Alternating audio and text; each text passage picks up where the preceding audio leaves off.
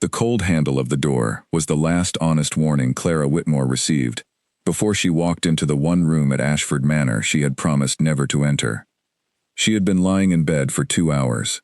The candle on her nightstand had burned down to a stub, and the flame was guttering in some small draft she could not locate, and the book she had been reading, a volume of botanical essays she had borrowed from the Manor library, lay open and unread across her chest.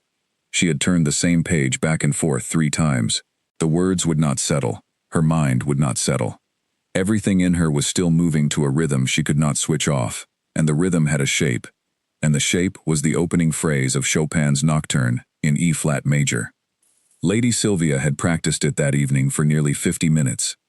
Clara had listened from the corridor outside the music room, not deliberately, not with her ear pressed to the door, but simply because the sound carried through the wall of the east wing, and there was no way to be on that corridor without hearing it. Sylvia was 16, and gifted with a natural instinct for phrasing that Clara recognized and admired, but she was still learning the nocturne, and she was still, on this particular evening, struggling with the transition into the middle passage. She had played it 6 times in a row, and 6 times she had arrived at that same bar, and hesitated. And the hesitation was the kind that comes from feeling something you do not yet have the technique to express. Each attempt had been close. None of them had been right. Clara had stood in the corridor and listened and said nothing, because it was not her place to say anything.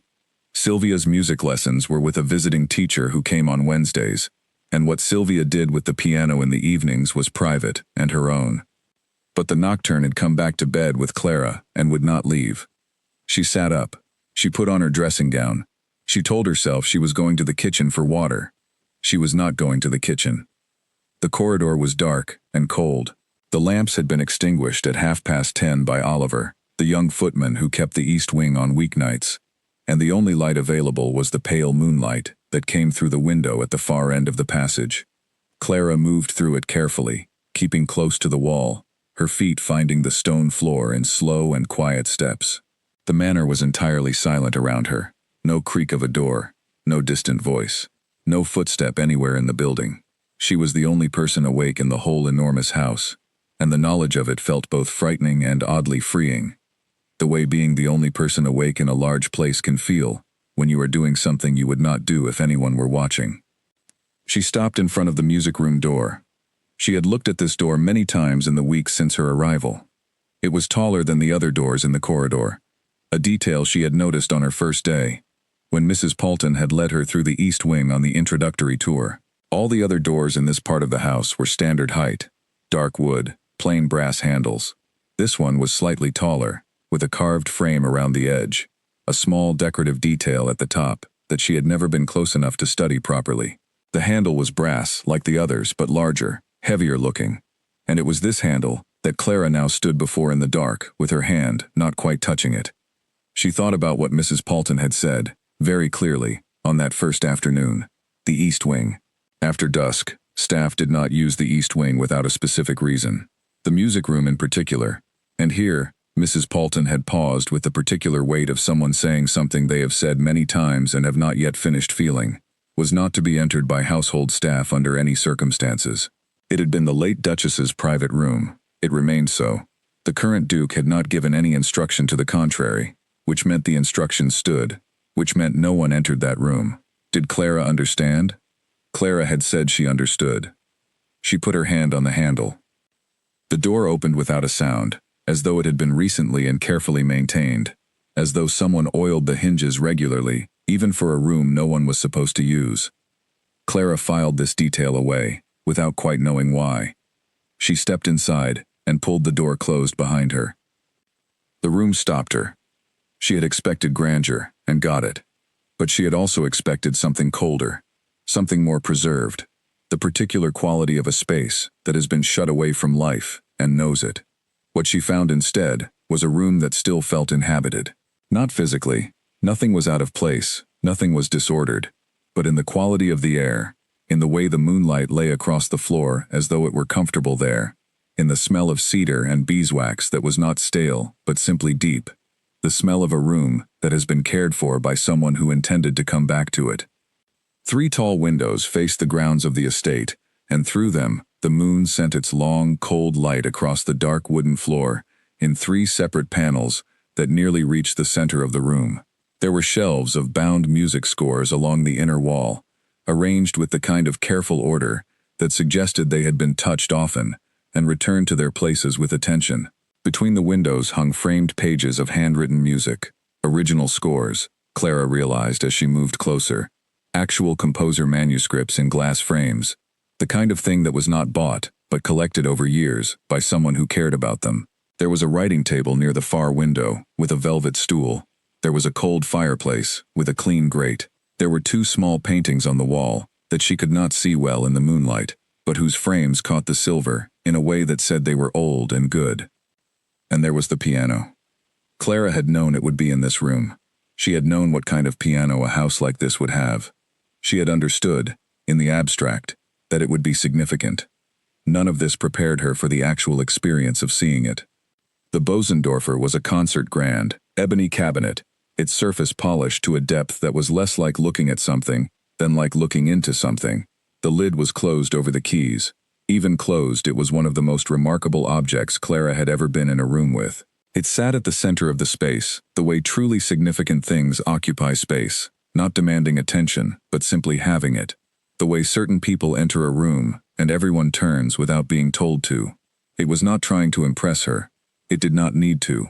It had been built to be played, and even in its silence, it was clearly, completely, entirely, itself. Clara stood in front of it for a long moment. Then she sat down on the bench, reached out, and raised the lid. The keys appeared in the moonlight, white and black, not a single chip or stain, the ivory cool under her fingertips, as she ran them lightly across without pressing. The touch of them went through her, the way certain sensations go, not just through the skin, but all the way down into something below thought, something the body keeps separate from the ordinary business of the mind. She had learned to play on a small upright piano, with 2 broken keys and a sticky pedal. Her mother had bought it second-hand from a neighbor's estate sale when Clara was 5, and had dragged it through the front door on a Saturday morning, with the help of 3 men from the street, and had sat Clara in front of it that same afternoon and said, "Here, this is yours." She had meant the music, not the instrument. Clara had understood this even at 5. The instrument was just the door. The music was what the door opened onto. Her mother had been a gifted player, not trained in any formal sense, not the kind of musician who performed or taught, but the kind who played the way some people walk or cook or garden, because it was simply the mode through which she understood the world most clearly. She had learned from her own mother, who had learned from hers, a line of quiet musicians who had never been famous and never sought to be, who had passed the music from hand to hand, down through the family, like a letter written long ago that everyone kept reading. Clara had been the last one to receive it. She placed her left hand on the keys, chose the first chord of the nocturne, and pressed it down. The sound that came out of the Bosendorfer was not what she was used to. The upright in Somerset had been a warm, slightly rough sound, a sound with character and limitation. This was something else entirely, a sound with depth and precision and resonance, a sound that seemed to continue long after it should have stopped, as though the instrument were still considering it, still finding new things inside it to offer. Clara held the chord and listened to it breathe out and fade, and something in her chest went very quiet. She found the opening melody with her right hand. She did not think about what she was doing. She had not made a deliberate choice. Her hands simply began the piece they had always known, the piece that lived below everything else in her musical memory, the piece her mother had taught her before she could read music at all, learning it entirely by ear and by feel, phrase by phrase, sitting side by side on the bench of the old upright on winter afternoons, while the kettle went cold on the kitchen stove, because neither of them wanted to stop and put it back on. The nocturne in E-flat major begins with a question. It does not begin with a statement, not with a declaration, not with anything loud or insistent. It begins the way honest conversation begins, quietly, tentatively, with a melody that seems to be feeling its way into the room, rather than walking into it with confidence. The question it asks is not specific. That is the thing about this piece that Clara had understood from the very first time she heard it. It is not asking about any particular thing. It is asking about everything, gently, persistently, without expecting an immediate answer. Clara closed her eyes. She played the opening passage through twice, letting the melody breathe, letting the Bosendorfer do what it was built to do, which was to hold the sound long enough for the listener to properly inhabit it. She played it not the way she taught, with attention to technique, to proper weight distribution, to the precise shaping of the phrase, but the way she had played it on the day her mother died, in the bedroom of the small house in Somerset, pressing the notes into the white cotton of the bedsheet, because there was no piano left in the house by then, and her mother had asked her to play, and she had played the only way she still could. Her mother had been awake for the last time that afternoon. The illness had taken nearly everything by then. Her energy, her color, the particular sharpness of attention that Clara had always associated with her face when it was fully alive. But she had been awake, and her eyes had been open, and she had looked at Clara's hands moving across the sheet, and she had not said anything. She had not needed to. Something had passed between them that Clara had never been able to name, and had never tried to, because naming it would have made it smaller than it was. She played now, and did not try to name it either. The middle section of the nocturne arrives like a change in weather. The patient questioning of the opening gives way to something more urgent. The melody pushes upward, reaching higher than the opening suggested it could go, pressing against the upper register of the instrument with a persistence that is not panic, but is something close to insistence. It is the part of the piece where the question becomes louder, where the music seems to say, "I have been asking gently, and I will keep asking, but I want you to understand that the asking matters." Clara played through it with her whole body involved in it, the way she always played when no one was watching, shoulders moving slightly on the longer phrases, head tilted at the passage she had always found the most truthful, the small catch of breath at the turn before the final section that she had never managed to avoid, as though the music required it. She was not performing. She was not trying to sound like anything. She was simply doing the most honest thing available to her in this room, at this hour, and the Bosendorfer received it and returned it back to her, fuller and larger than she had given it, the way good instruments do. She did not hear the door at the other end of the room open. She did not feel the change in the air that comes when a space that has been sealed begins to breathe again. She did not know that in the gap of the doorway behind her, a figure had appeared, and had stood still, and was listening, with the particular quality of attention that looks, from the outside, like someone remembering something they had tried very hard to forget. She only played. She moved through the return of the opening theme, which comes back in the final section carrying everything the middle passage said, heavier and quieter at once, the way truth becomes when it has been fully understood. And she played it through to the end, and the last note fell and hovered and dissolved slowly into the silence of the room. Clara sat still. Her hands were on her lap. Her eyes were closed. The room felt different from how it had felt when she sat down. The air was fuller, somehow. The silence was not empty in the way silence normally is. It was the kind of silence that follows something important. She allowed herself one long, slow breath. Then she remembered where she was, and what time it was, and what she had done. She opened her eyes, reached for the candle she had set on the edge of the piano, and turned on the bench. The man in the doorway was tall and dark-haired, and completely still. He was not wearing a jacket.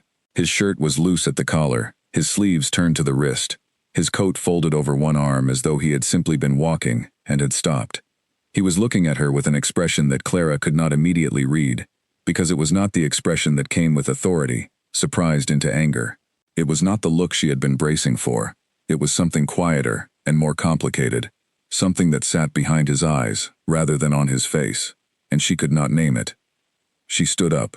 The bench scraped back across the floor, and the sound of it was enormous in the silence. "I am deeply sorry," she said.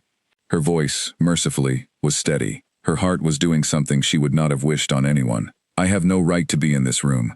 I was told clearly that it was not to be used by staff, and I broke that instruction, and I am fully aware of how serious that is. I will leave immediately, and it will not happen again." She was moving toward the door already, keeping her eyes down, preparing for the cold, professional response that would indicate her time at Ashford Manor was ending tonight. The Duke said, "Where did you learn to play like that?" Clara stopped walking. She looked at him.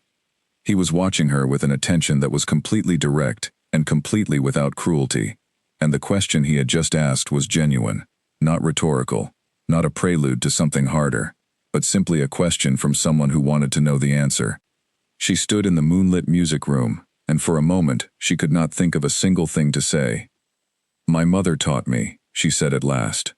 Edward Ashford nodded slowly, as though this was exactly the kind of answer he had been expecting. He looked past her at the piano for a moment, then back at her. He did not tell her to leave. He did not say anything else immediately. He simply stood in the doorway of his mother's music room, in the middle of the night, and seemed to be considering something that neither of them had any name for yet. "That piece," he said finally. "What were you thinking about when you played it?" Clara looked at him for a long moment. "My mother," she said. "I was thinking about my mother." The silence that came after that was not uncomfortable.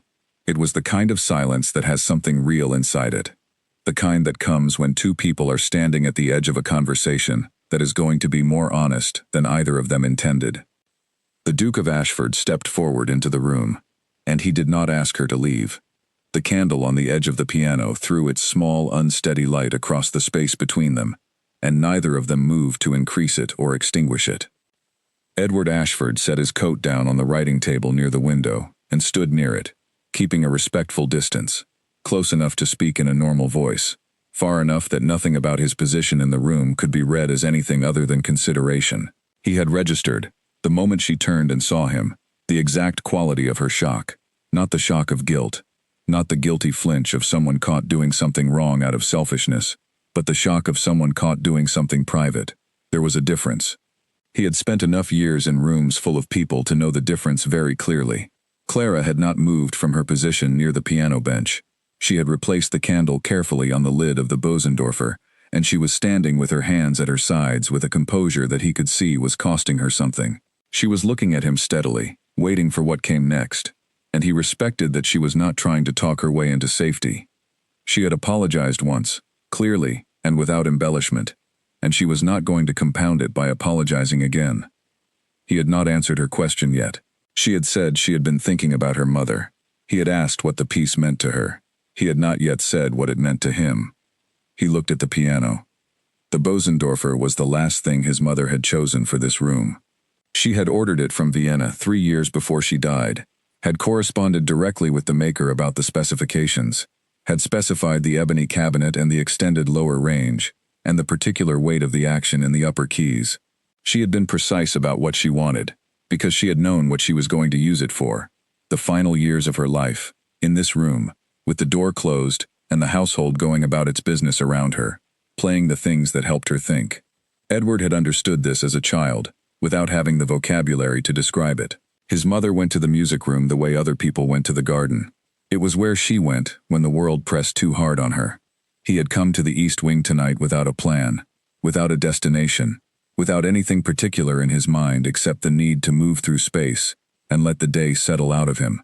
London had been bad. The session had ended in a collapse that reflected poorly on everyone present and had required 2 hours of damage management in a small office afterward, and he had come home still carrying the weight of it, still running the conversation back through his mind and finding no version of it that felt clean. He had been walking the corridor to outpace his own thoughts, the way he had walked it as a boy when his father had been in one of his difficult moods, and the safest thing in the house was motion. Then the music had come through the wall. He had known it immediately. That was the thing he had not been expecting, how immediately he had known it. Not just the piece but the particular quality of the playing, something in the way she shaped the phrases that reminded him, with a precision that was almost physical, of his mother's hand on the same keys. Not the same technique, not the same touch, but the same intention, the same quality of being completely inside the music rather than on its surface, and it had stopped him walking with an abruptness that surprised him. He had stood in the corridor for a long moment, and the music had continued, and he had not known what to do with what he was feeling. He had not expected to feel anything in particular tonight. He had expected to walk, and eventually to be tired enough for sleep. He had not expected to hear this piece in this room, played by someone he had never properly spoken to, and to be stopped entirely by it. "My mother played that piece in this room," he said. Clara looked at him. She did not say anything immediately, which he was grateful for. She was not going to fill the silence with sympathetic noise. "She played it often," he continued. "In the evenings, usually. Sometimes in the afternoons if she had had a difficult day. I used to hear it from the corridor when I was young, and I always knew, when I heard it, that she was working something through. something she could not manage in words. He stopped. He looked at the piano again. "She died 3 years ago," he said. "I'm sorry," Clara said. Her voice was quiet and without performance. It was simply a statement of genuine feeling, said in the way people who have lost someone say it to other people who have lost someone. Not as condolence exactly, but as recognition. "How long ago did you lose your mother?" he asked. 5 years, she said. "She was ill for a long time, before I was with her at the end." "Was it peaceful?" The question was direct. Clara considered it honestly. "It was quiet," she said. "I think that is the most I can say. It was quiet. She was not in pain at the very end. And yes, I think peaceful is the right word, though it is a word I always think about carefully before using, because sometimes people use it to cover over things that were not peaceful at all. In her case, I mean it truly." He nodded. "My mother's was also quiet at the end. She had been difficult for some months before. Difficult in the sense that she was fighting something she was not going to win, and the fighting was hard to watch. But the end itself was very still." They stood in silence for a moment. The candle moved in some tiny draft, and the shadows shifted around the room. "The piece you played," he said, "the nocturne." She used to say it was the only piece of music she had ever heard that felt honest from beginning to end. She meant that it never tried to be something it wasn't.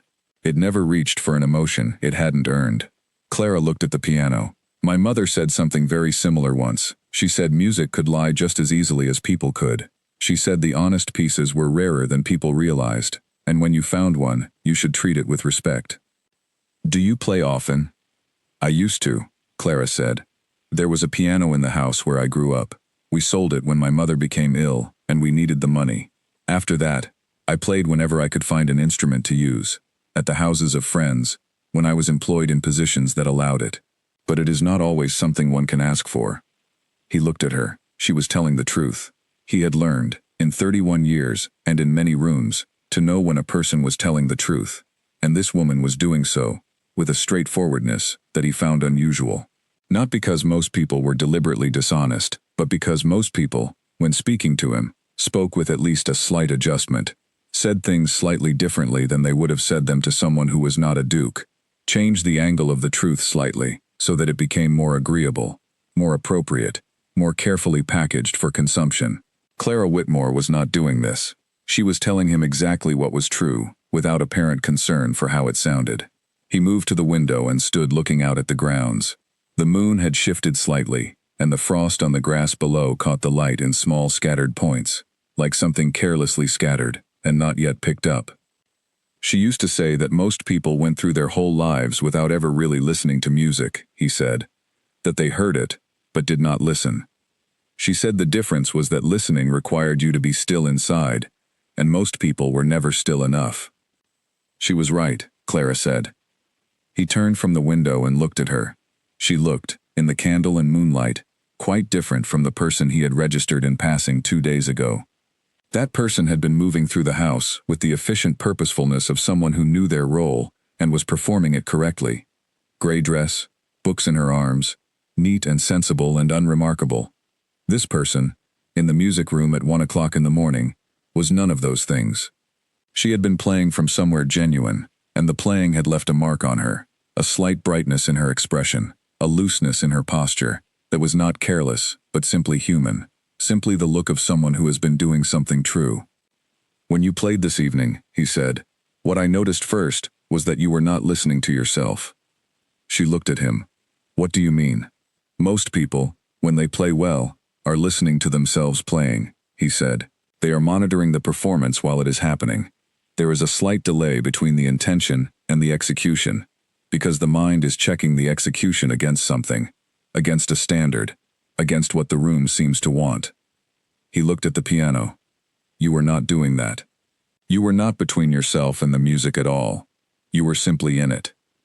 Clara was quiet for a moment. "My mother called that getting out of the way," she said. "She said the greatest technical achievement was learning how to make yourself unnecessary.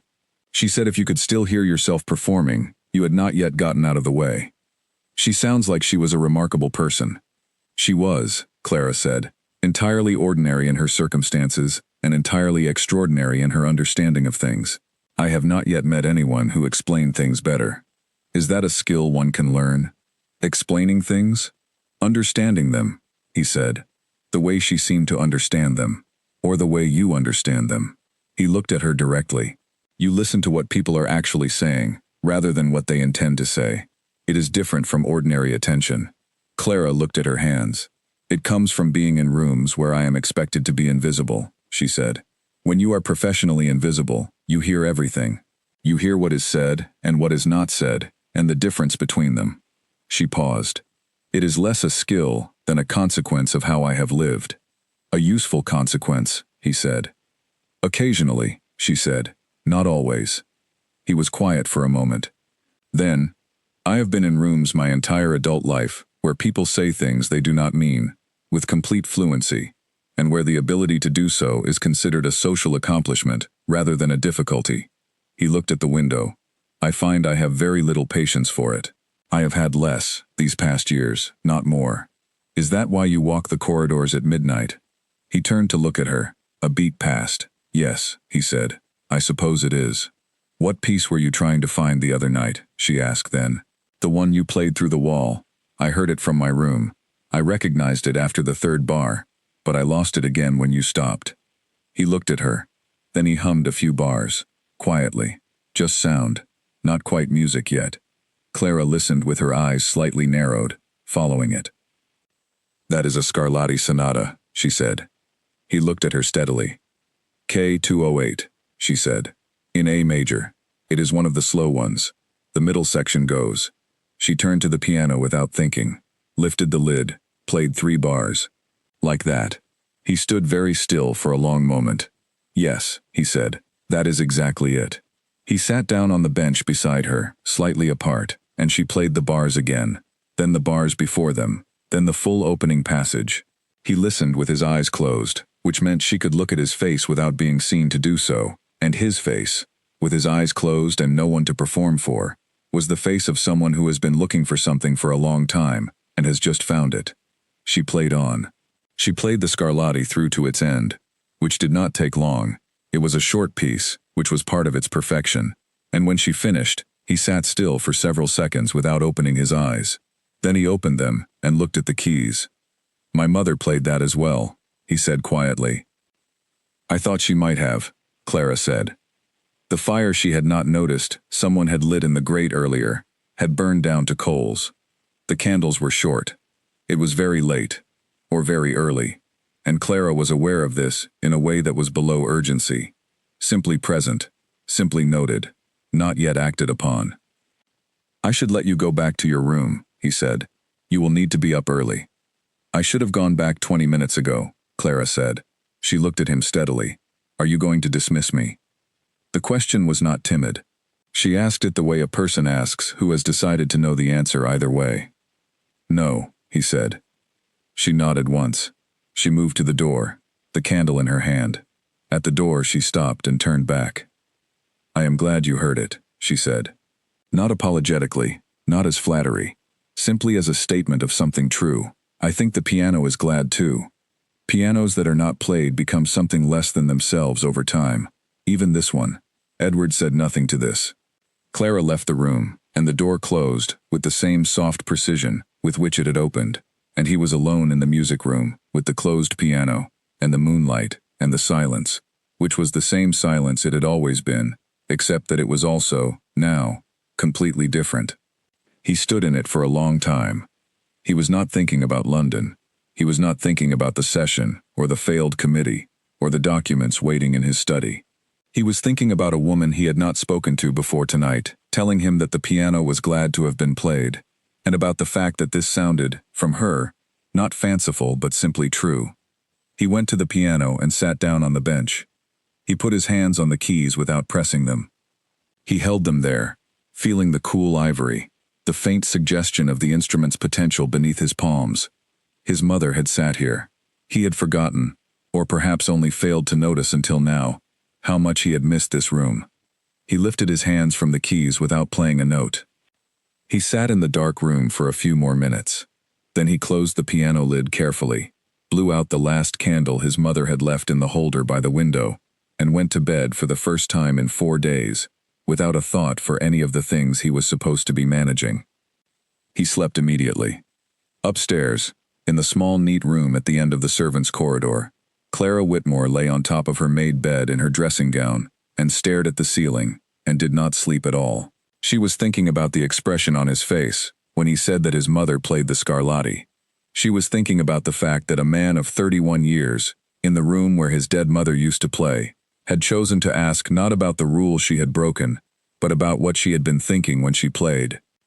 She was thinking that she had not expected to be surprised by the Duke of Ashford, and that she had been very thoroughly surprised indeed. The moon moved across the window above her bed. The frost on the sill made small sounds as the cold settled deeper into the night. In the music room below, the piano sat in the dark with its keys hidden under its lid, and nothing moved, and nothing made a sound, and it was exactly as it had always been, and also not the same at all. Clara was at the breakfast table for the servants before 6 the next morning, and she ate her porridge with her eyes on the window and her mind nowhere near Ashford Manor. She had fallen asleep somewhere around 3 and had woken at 5 to the sound of the kitchen fire being stoked below her room, and she had lain still for exactly 12 minutes before she understood that lying there was going to do nothing useful. She had dressed, pinned her hair, checked her reflection in the small mirror on the washstand. It showed her a face that was composed and entirely presentable, which was all she needed from it, and gone downstairs. The kitchen at this hour belonged to Mrs. Fenn, the cook, who had been at Ashford Manor for 20 years, and had the particular authority of someone who has outlasted 3 family generations and several complete turnovers of staff. She had a small red-faced energy that expressed itself in rapid chopping and extremely strong opinions about when things needed to go into the oven, and she greeted Clara with a nod and a look that conveyed both good morning and do not disturb me simultaneously. Clara appreciated both. She ate her porridge, she drank her tea, she organized her thoughts with the methodical care of a person who knows that if she does not organize them now, they will organize themselves later, in ways she will not prefer. What had happened last night was, she had entered a room she was forbidden to enter, played the piano for a considerable length of time, been discovered by the Duke of Ashford, who had returned unexpectedly from London, and then had a conversation with him that had lasted somewhere between 40 minutes and an hour, in the middle of the night, in the music room, alone. She listed these facts plainly in her mind, without embellishment. The conversation had been honest. That was also a fact. She had said true things, and he had said true things, and they had spoken about their mothers, and about music, and about the specific quality of listening, and none of it had been what she expected from the first conversation with her employer, which she had imagined, on the occasions she had imagined it, as a brief and formal exchange of information in the daylight hours of a drawing room. She had not been dismissed. She did not know what to do with that, except to set it aside and get on with the day, and not, under any circumstances, make the mistake of imagining that what had happened in the music room last night meant anything beyond what it was, an unexpected conversation, in unusual circumstances, between a governess and a duke, which would now most appropriately be finished. She went to the schoolroom at 8 o'clock to prepare Sylvia's morning lesson. Sylvia arrived at 8:30, slightly breathless, her hair imperfectly arranged in a way that suggested she had done it herself. She was 16 and enormously alive in the way of people that age, full of energy and strong opinions, and the particular restlessness of someone whose mind was working faster than the world was prepared to accommodate. She dropped into her chair and looked at Clara immediately. "Edward is back," she said. "So I understand," Clara said, arranging the morning's lesson materials on the table. "He came back yesterday. No one knew he was coming." Sylvia paused. "Did you know?" "I did not." Sylvia considered this.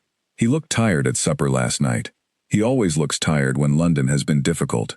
She pulled her French grammar from the shelf in a practiced movement. He gets quiet when he has had a bad session. He has been getting quieter and quieter since last year. I don't know what they do to him in London, but it seems to cost him a great deal. Parliament can be very demanding, Clara said. Papa used to say it was a machine, designed to produce arguments and consume people, Sylvia said cheerfully. He was not wrong, though I think Edward stays because he actually believes he can make it do something useful, which Papa never believed. She settled the grammar in front of her. Shall we do the subjunctive again? I still don't fully trust it. They did the subjunctive. Then they did irregular verbs in German, a passage translation from a French essay on natural history, and a set of mathematical problems that Sylvia solved with the comfortable speed of someone doing something that requires no conscious effort. Clara moved through the lesson on the outside of it, asking the right questions, correcting the small errors, keeping the pace moving forward, while on the inside of herself, she was quiet, in a way she could not entirely account for. The afternoon she had seen him cross the stable yard stayed with her in a way she had not anticipated. Not the look he had given her, that had been brief and neutral, and had done exactly what it was supposed to do, which was acknowledge that she existed without providing any leverage for anything else. It was the way he had touched Sylvia's shoulder when he greeted her, the brief, genuine warmth of it. She had not imagined she would learn things about him from watching him with his sister, but she had. She learned more than she had intended to over the following days, not from direct conversations. She saw him only twice more in daylight, both times at a distance. She learned from Sylvia, who spoke about her brother with a casual intimacy that revealed things neither of them considered revealing. She learned that he had been, at 14, a boy who read everything, and then argued about what he had read with anyone willing to engage him. She learned that his mother had called this his most annoying and most admirable quality. She learned that he had studied law before he inherited the title, and that the law training had given him a precision of argument that the parliamentary sessions required, and also frequently ignored. She learned that he was better with horses than with people in formal settings, and that the people who knew him well knew the formal version of him was not the full version. She learned that he had been, since his mother's death, somewhat harder to reach than he had previously been, in the particular way of people who have lost the person who understood them best. All of this Clara filed away carefully, without doing anything with it. She was not constructing a portrait. She was not allowing herself to construct a portrait. She was simply noting things, the way she noted things by nature and training, without necessarily acting on the notes. She ate lunch in the servants' hall. She listened to Mrs. Paulton discuss the linen count and Oliver's concerns about one of the downstairs fireplaces. She contributed when directly asked, and said nothing else, which was not unusual for her. She was naturally quiet in groups, preferred to listen, but which felt today more deliberate than usual. In the afternoon, she took Sylvia for a walk around the east side of the grounds, following the gravel path between the topiary and the kitchen garden wall.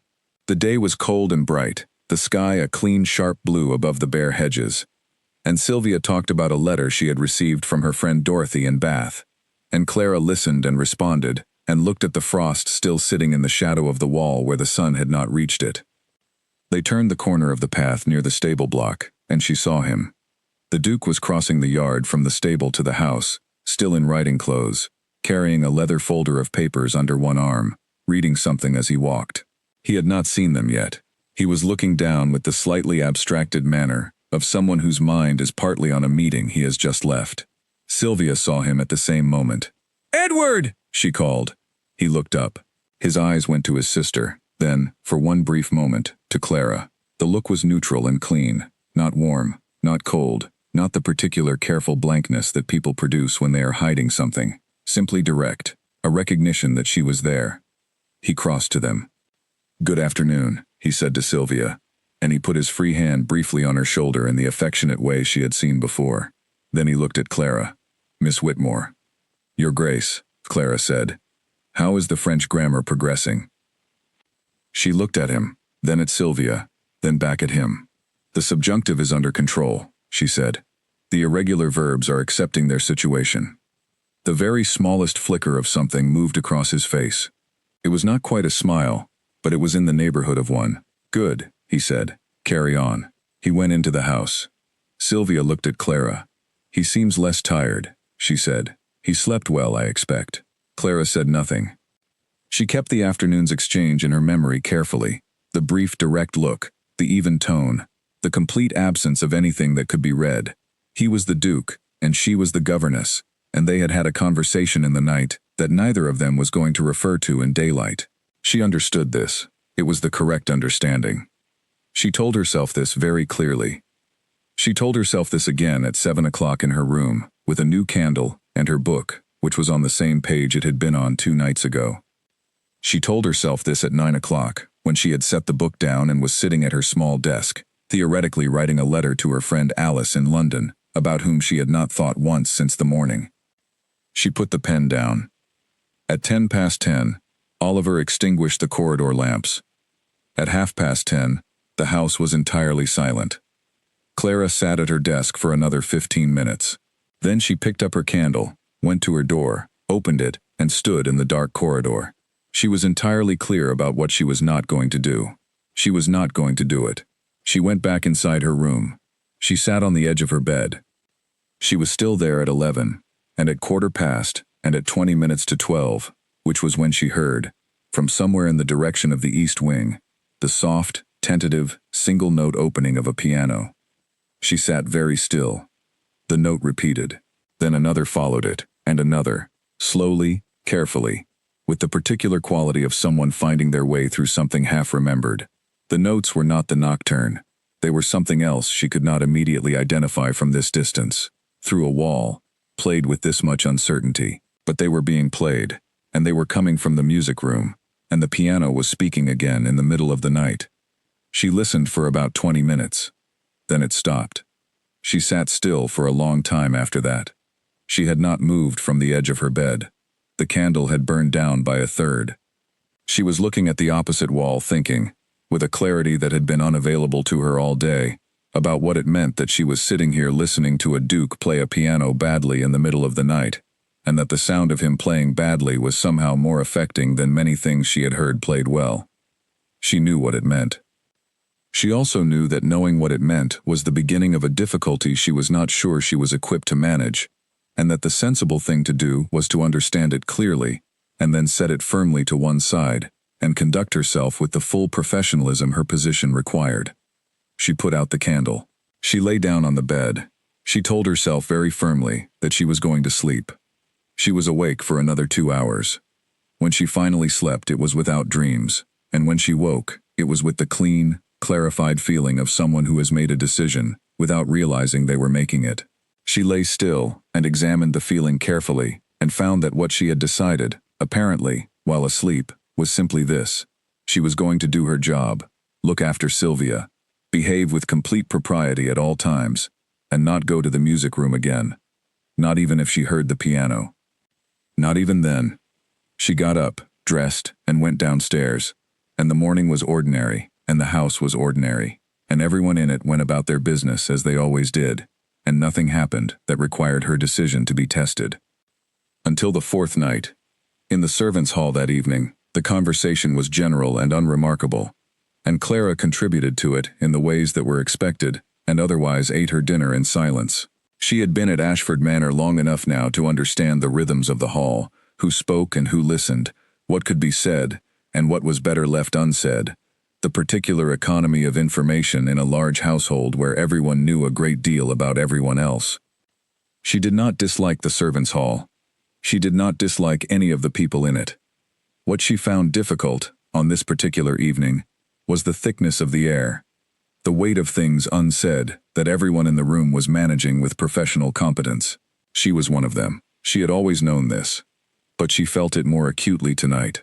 She thought about what it must be like to carry the weight of a title in a house like this, in rooms that held 3 generations of the same obligations. She thought about the session in London and the look on his face when he had arrived. She thought about the fact that he was 31 years old and walking the corridors of his house alone at midnight, because there was no other place in his life that was entirely his own. Teaching was the thing she was best at. It was better than any other position she had held, because it involved both people changing. The student learned the subject, and the teacher learned how to explain it better, and what was true of the subject from the angle of this particular student, which was always a different truth from what was true from any other angle. Every student she had taught her something she could not have learned any other way. She thought about this at her desk with the evening light going gray outside the window, and the house settling into its quiet routine below her.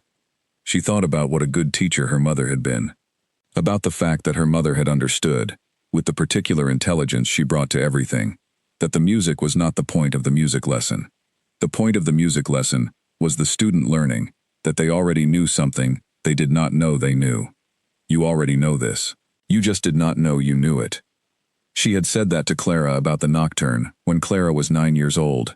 She had been saying, Clara understood now, something that went well beyond the specific piece.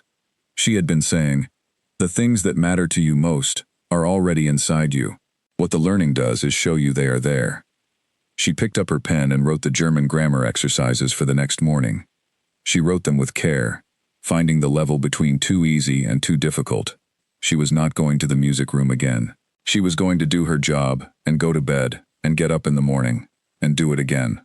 At 10:30, the corridor went dark. At 11, the house was silent. Clara sat at her desk for another quarter of an hour, not writing anything, simply being still, and then she got up and went to bed. She lay in the dark and thought, briefly, about the Scarlatti and about his face when the notes arrived correctly in the air of the room. And then she thought about the subjunctive and about the exceptions to the rule, and eventually she slept. And on the fourth night, she did not sleep at all. Mrs. Paulton arrived at the schoolroom door on a Tuesday morning and knocked with the particular precision of someone who considers knocking a formal act. Clara was at the window seat, correcting a translation Sylvia had done the previous afternoon, and she looked up and said, "Come in," and Mrs. Paulton came in and stood in the doorway, in the upright way she always stood, back perfectly straight, hands clasped at her front, the expression of someone carrying out a duty they take seriously without taking pleasure in. "Miss Whitmore, if you have a moment." "Of course." Clara set down the pen. Sylvia was not in the room yet. She came at 9, and it was currently 10 minutes to the hour, which meant this conversation had been timed deliberately for a moment, when Clara would be alone. This told Clara something about what the conversation was going to contain, before Mrs. Paulton had said another word. "Please sit down," Clara said. Mrs. Paulton did not sit.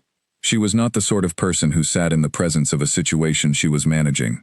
She stood in the doorway, and she looked at Clara with an expression that was not unkind, but was very firm. "I want to speak to you about something that has come to my attention," she said. "I want to do so directly, because I think directness is more respectful to you than indirection, and I hope you will receive it in that spirit." "I will," Clara said. "There has been talk among the staff," Mrs. Paulton said. "Not malicious talk, not the kind of talk that originates in spite, but talk that originates in observation, which can be just as consequential." She paused. "It has been noticed that on the night of the Duke's return, you were in the East Wing past midnight. It has also been noticed that the Duke was in the East Wing past midnight. These two observations have been connected in the way that observations in a household with attentive staff are always connected." Another pause. "I am not suggesting anything improper occurred. I am not here to accuse you of anything. I want only to make you aware of how things appear, and to speak to you about why the appearance matters." Clara looked at her steadily. "I understand," she said. "The Duke," Mrs. Paulton continued, "is in discussion with his advisors regarding a possible arrangement with the family of Lord Voss. Lady Elaine Voss is a young woman of good character and appropriate background, and the arrangement is one that those who look after the interests of this house regard as very suitable. It has not yet been announced, but it is moving toward announcement. You understand what I am telling you?" "Yes," Clara said. "This is not about what you did or did not do," Mrs. Paulton said. "You are a young woman of good character, and I have no reason to think anything other than well of you. This is about how things look in a household, and how quickly things that look a certain way become things that are spoken about outside a household, and what happens to a young woman's professional reputation when that occurs." She stopped and looked at Clara with something that was, underneath the formality, genuinely close to concern.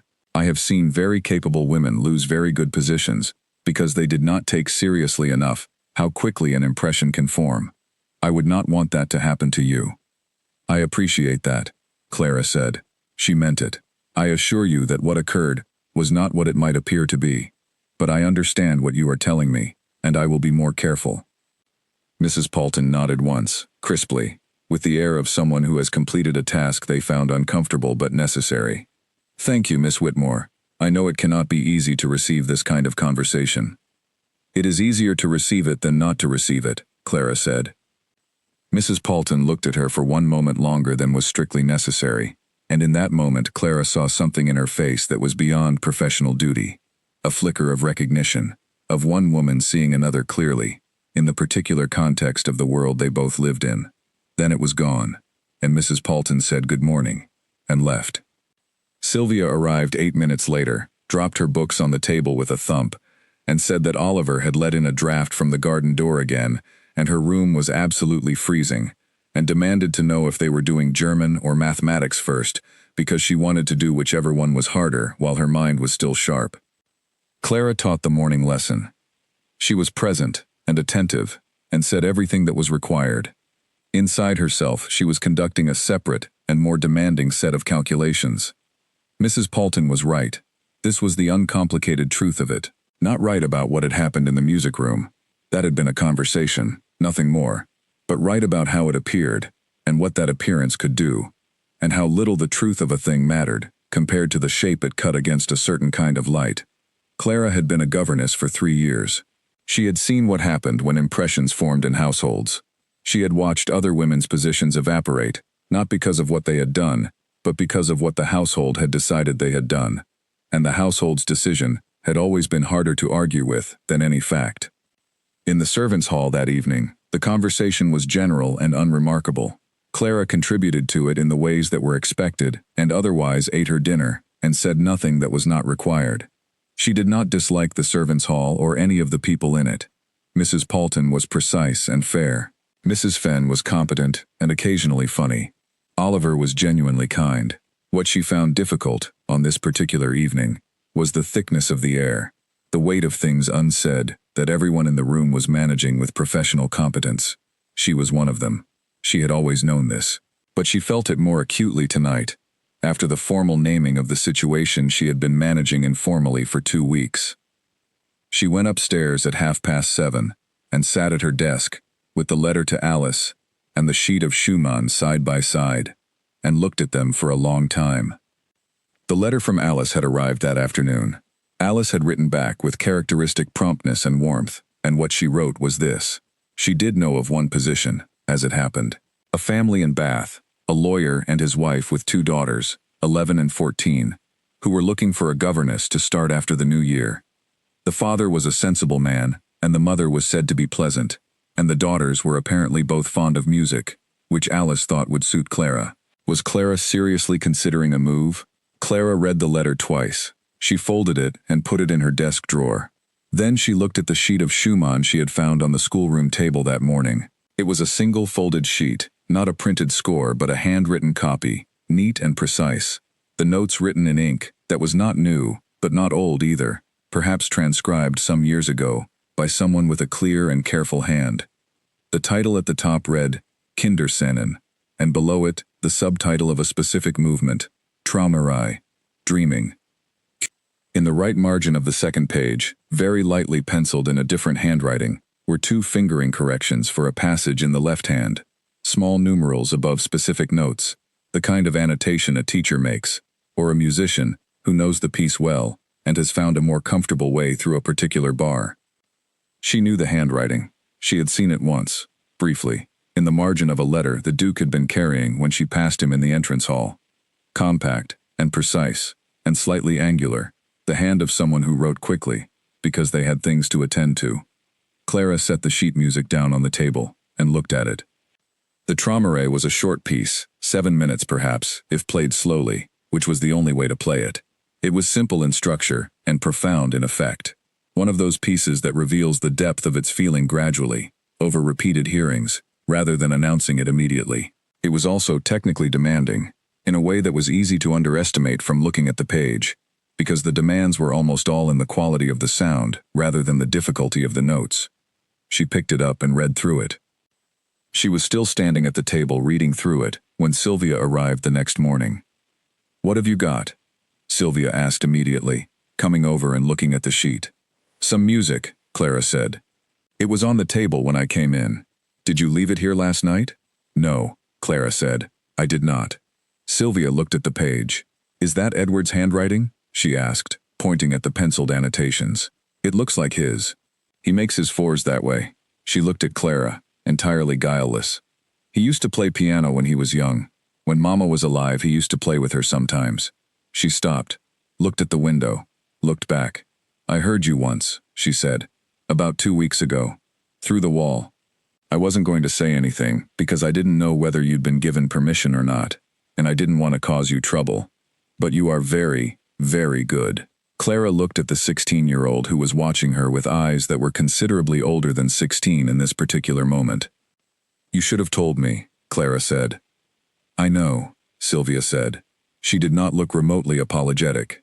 She looked like someone who has made a decision they stand behind.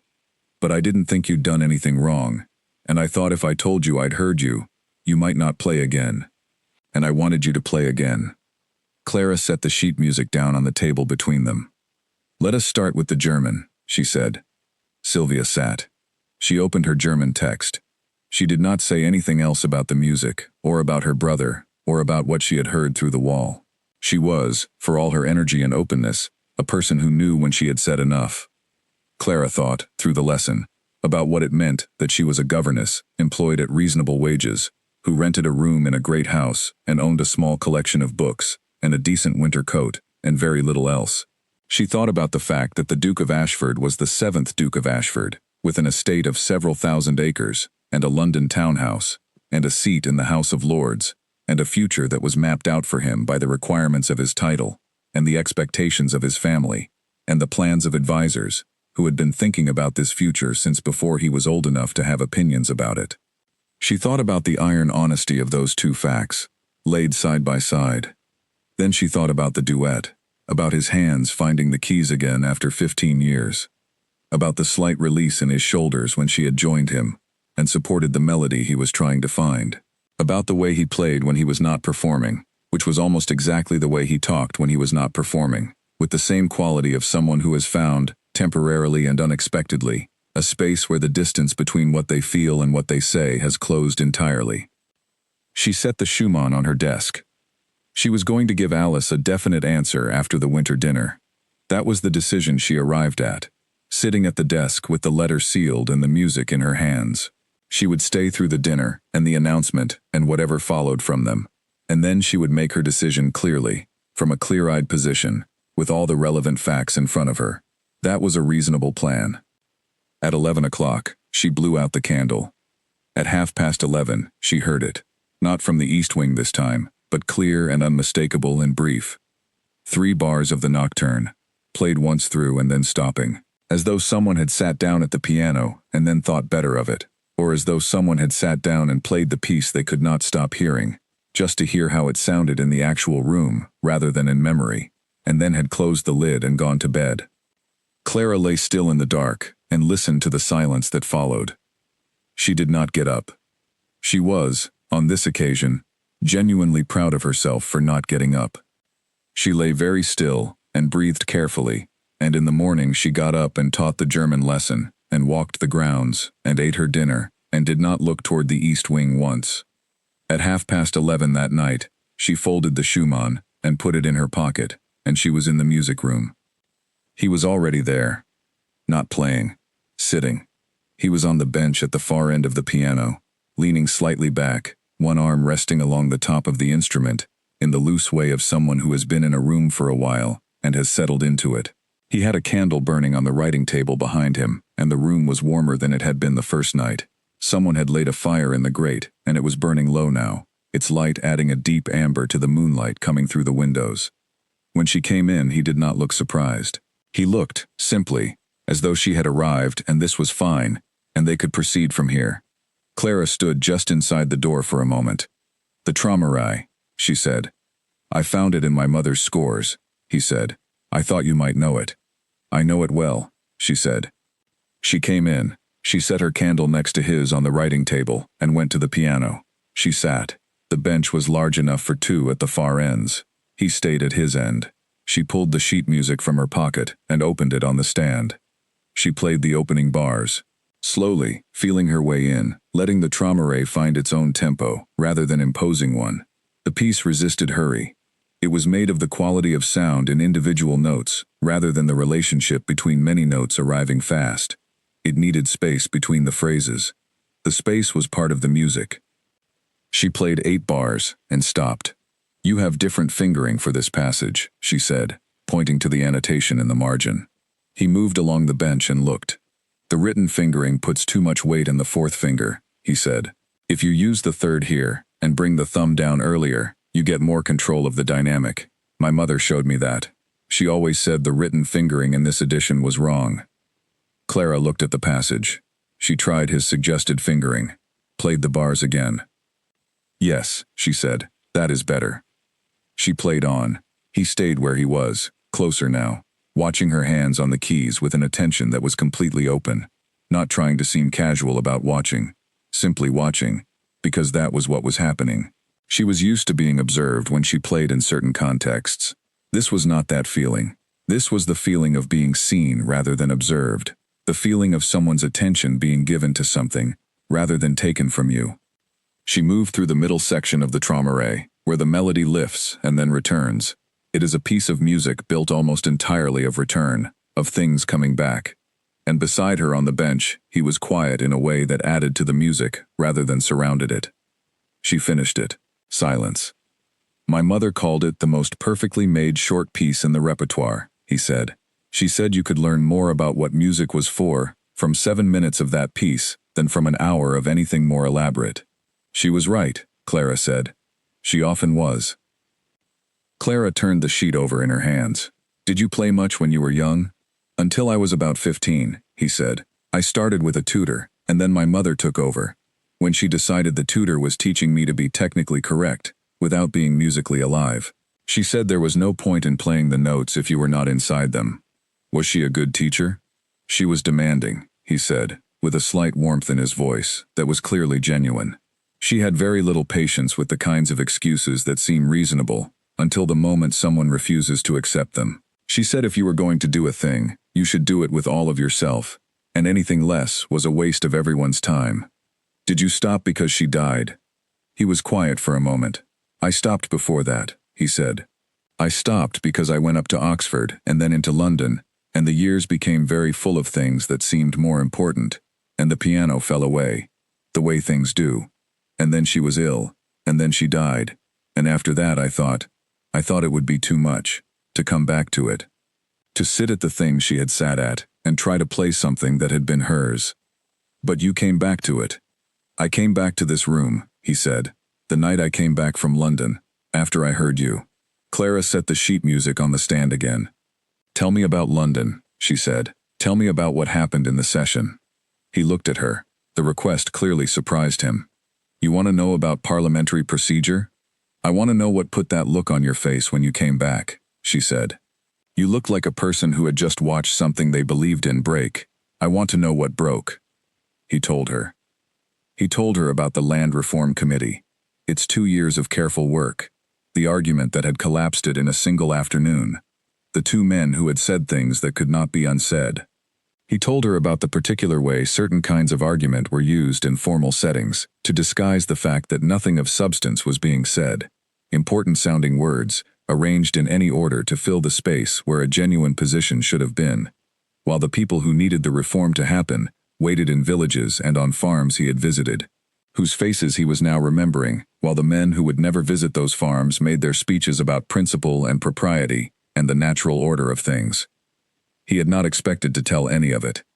He had meant to make some brief acknowledgement of the question and redirect it, but she was listening in the way she listened, fully, without preparing her response while he was still speaking, without the small signs of a person deciding what they are going to say next while someone else is still talking.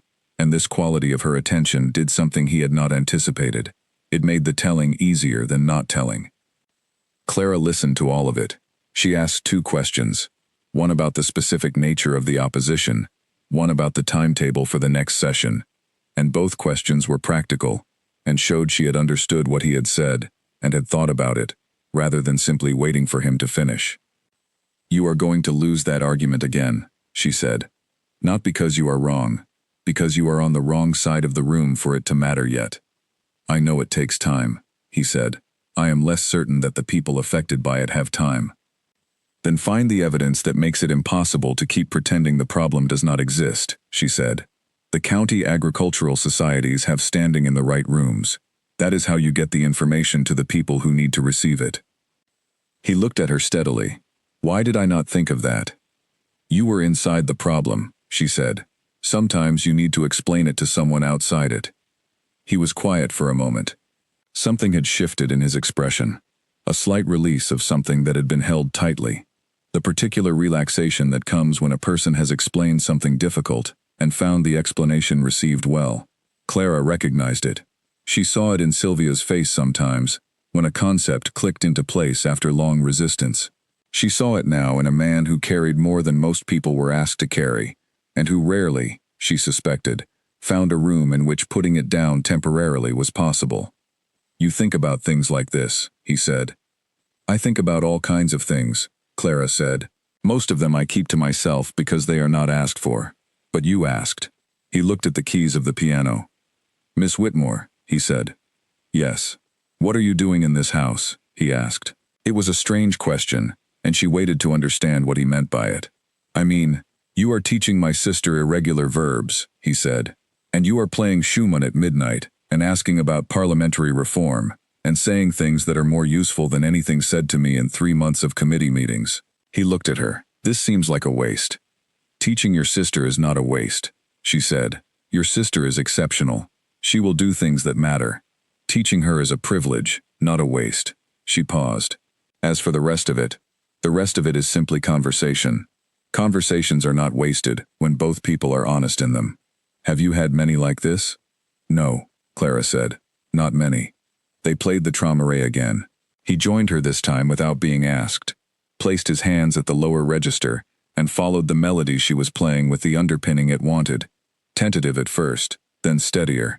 The two of them working through it together, with the comfortable imprecision of people who are more interested in the music being honest than in it being perfect. She watched his hands rather than the keys, adjusting in real time as he moved, anticipating the phrase turns by the way his wrists shifted before a new section began.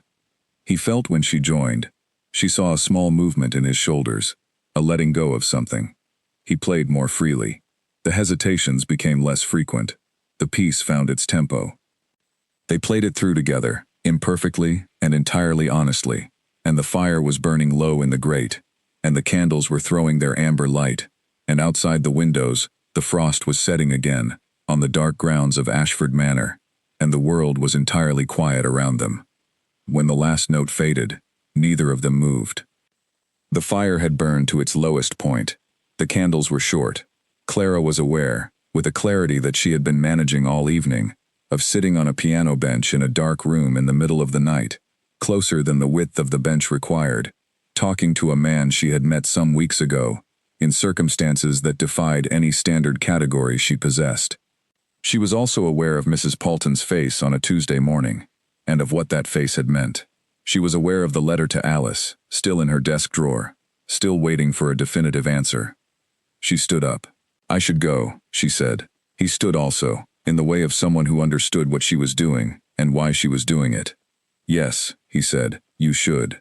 They looked at each other across the bench in the low candlelight. There was no useful category for the expression on either of their faces. It was not the look of people at the beginning of something, because the beginning had already been and gone, and it was not the look of people at the end of something, because nothing had been finished. It was the look of people standing in the middle of something that had no clear edges and no obvious name, and that both of them were being completely careful about. Clara picked up her candle. "Good night," she said. "Good night, Miss Whitmore," he said. She went to the door. She did not look back. She went through it and down the corridor and up the stairs and into her room, and she lay down on her bed in the dark and stared at the ceiling and said to herself, very quietly and very firmly, "That is the last time." She meant it. She almost believed it.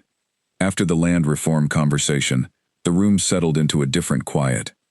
Clara played a phrase of the Traumerei without planning to, just one phrase, the second theme, the one that always arrived in the piece like something remembered rather than something new. He listened to it. She let it fade. "Tell me what you wanted to do before you inherited the title," she said. He was quiet for a moment.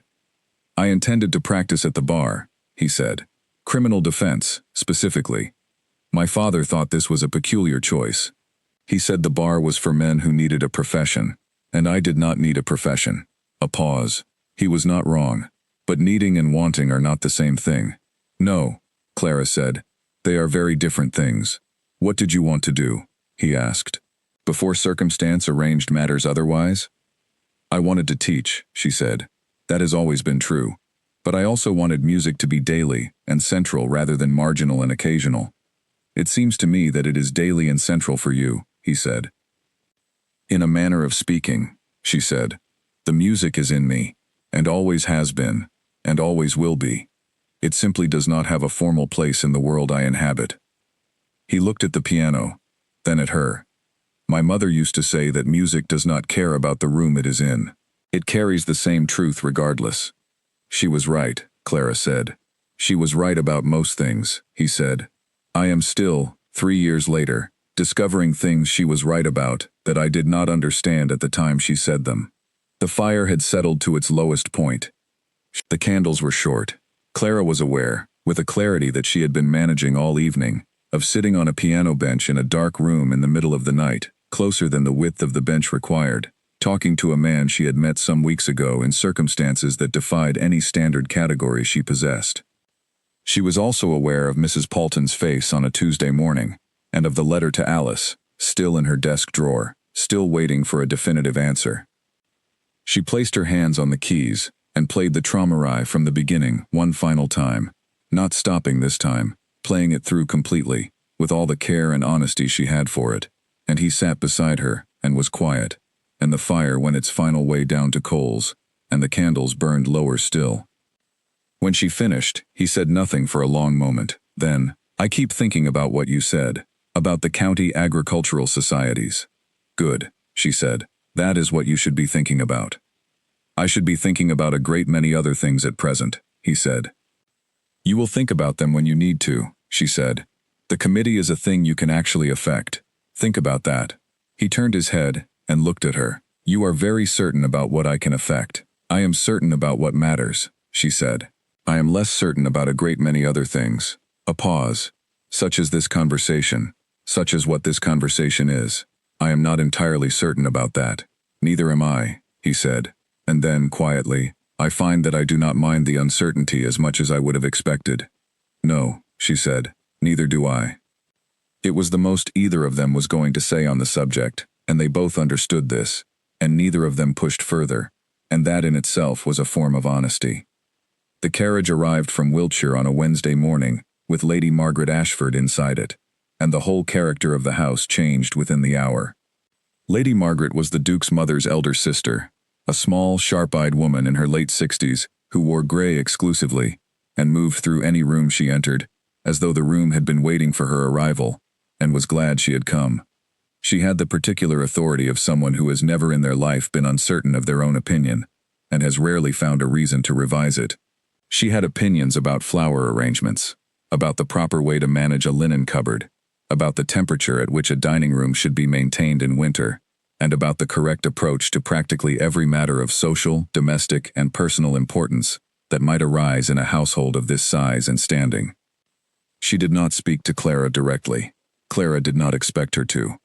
The particular atmosphere of the house in the days after Lady Margaret's arrival was something Clara noticed with the sensitivity of a person who had spent years reading rooms she was not invited to fully inhabit. The house had its own rhythms before. The steady, quiet rhythms of a well-managed estate in winter, when the social season was past, and the family small, and the days ordered and calm. Lady Margaret's arrival changed this the way a change in weather changes a landscape, not violently, not with any single dramatic alteration, but completely, so that everything that had felt one way now felt differently, and you could not precisely identify the moment of change. More fires were lit, more rooms were in use. The flowers in the entrance hall were replaced with an arrangement that Lady Margaret had specified, which was tighter and more formal than the one Mrs. Paulton had been maintaining. The dining room was aired, and the better tablecloths were brought out. The pace of the household quickened in a way that was not distressing, but was unmistakably purposeful. Something was being prepared for. Sylvia arrived in the schoolroom on the first morning of Lady Margaret's visit, with the expression of someone returning from a significant observation mission. Aunt Margaret is here, she announced, without preface, dropping into her chair. She came early. She was supposed to come next week, but apparently she decided last week was better, and simply sent a note yesterday. Mrs. Paulton has been reorganizing the guest rooms since 6 this morning. Is Lady Margaret expected often? Clara asked. Whenever she feels like it, Sylvia said, with a cheerfulness that suggested she had made her peace with it long ago. She comes to look after things.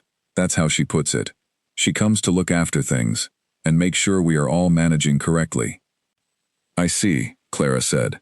She learned more about the looking after over the following days, primarily by way of Sylvia's reports, and secondarily by her own observations in corridors. Lady Margaret, it emerged, had come specifically because the winter dinner was approaching, and the winter dinner required oversight. It was the largest formal gathering at Ashford Manor each year, an occasion that drew neighbors and county families, and, this year, a particular family from Northamptonshire, that everyone in the house seemed to understand was significant, in a way that had not been stated directly to Clara, but that she had concluded, from the aggregate of small signals, was connected to the matter of Lady Elaine Voss. She heard the name more frequently now, from the corridors, through the walls, in the particular way that conversation in a house of this size carries through the architecture, when the speakers are not thinking about who else might be in the building. Lady Margaret had a great deal to say about Lady Elaine Voss, about her family, about the suitability of the connection, about the timing and the nature of the announcement, and what would be done with the winter dinner as the occasion for it. Clara heard fragments, enough to confirm the outline she already had. What Clara observed also, in the way she observed things, was the effect Lady Margaret's presence had on the Duke. He appeared at dinner now, the family dinner, in the dining room, which he had not always attended when it was only himself and Sylvia. He appeared in the drawing room afterward. He appeared at the kind of scheduled intervals that suggested an agenda rather than spontaneity, and he conducted himself in these appearances with the full weight of his formal manner, courteous, precise, attentive, entirely correct, in a way that was clearly not difficult for him, but that was also, clearly, something different from how he was when no one was watching. Clara saw this from a distance. She did not need to be close to see it. The difference was in the quality of the air around him, the same air that was relaxed and present when he was walking the corridor at midnight, or sitting at the piano in the dark, and that was now collected and managed and deployed, rather than simply felt. She understood this. She recognized it the way you recognize something you have seen clearly once before. The preparations for the Voss family's arrival took on their final, concentrated form in the 3 days before the dinner. Mrs. Paulton was everywhere. Oliver was visible in every corridor, with something requiring delivery to some room. The kitchen was a constant source of warm and complicated smells.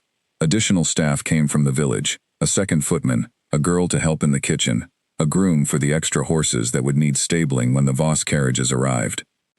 Sylvia, in the schoolroom, was more distractible than usual. Not unhappy, not anxious, simply full of a restless energy that expressed itself in doing her mathematics very quickly, and then looking out the window, and then doing the German translation slowly, and then looking out the window again. "Do you think he is happy about it?" she asked, on the second day before the dinner, with the directness that was one of her most consistent qualities. Clara looked at her. About what specifically? About Elaine Voss. About the arrangement. Sylvia was looking at the window, not at Clara. "He doesn't say anything about it. He never says anything about things like that. That is its own kind of answer, I suppose." She paused. "I just want him to be happy. He has been so careful, these past few years, so contained." She turned and looked at Clara with eyes that were much older than 16 in this particular moment. "Did you know that when Mama was alive he used to laugh in this house? He used to come home from London and within half a day he would be laughing at something. She could always make him laugh." She looked back at the window. "He hasn't laughed like that since she died. Not the same way." Clara did not say anything, because there was nothing useful to say. "I think he forgets sometimes that he is allowed to want things," Sylvia said. "Not just the things he is supposed to want. The other things." A pause. "I know you understand what I mean." Clara set down the pen she was holding. "You are a remarkable young woman," she said. "I mean that." "I know you mean it," Sylvia said. "You don't say things you don't mean." She turned from the window. "Shall we do the last section of the translation today? I want to finish it." They finished the translation that afternoon. It was a good translation, better than Clara had expected at the start of the project, better than Sylvia had believed she was capable of when they began it. Clara told her this.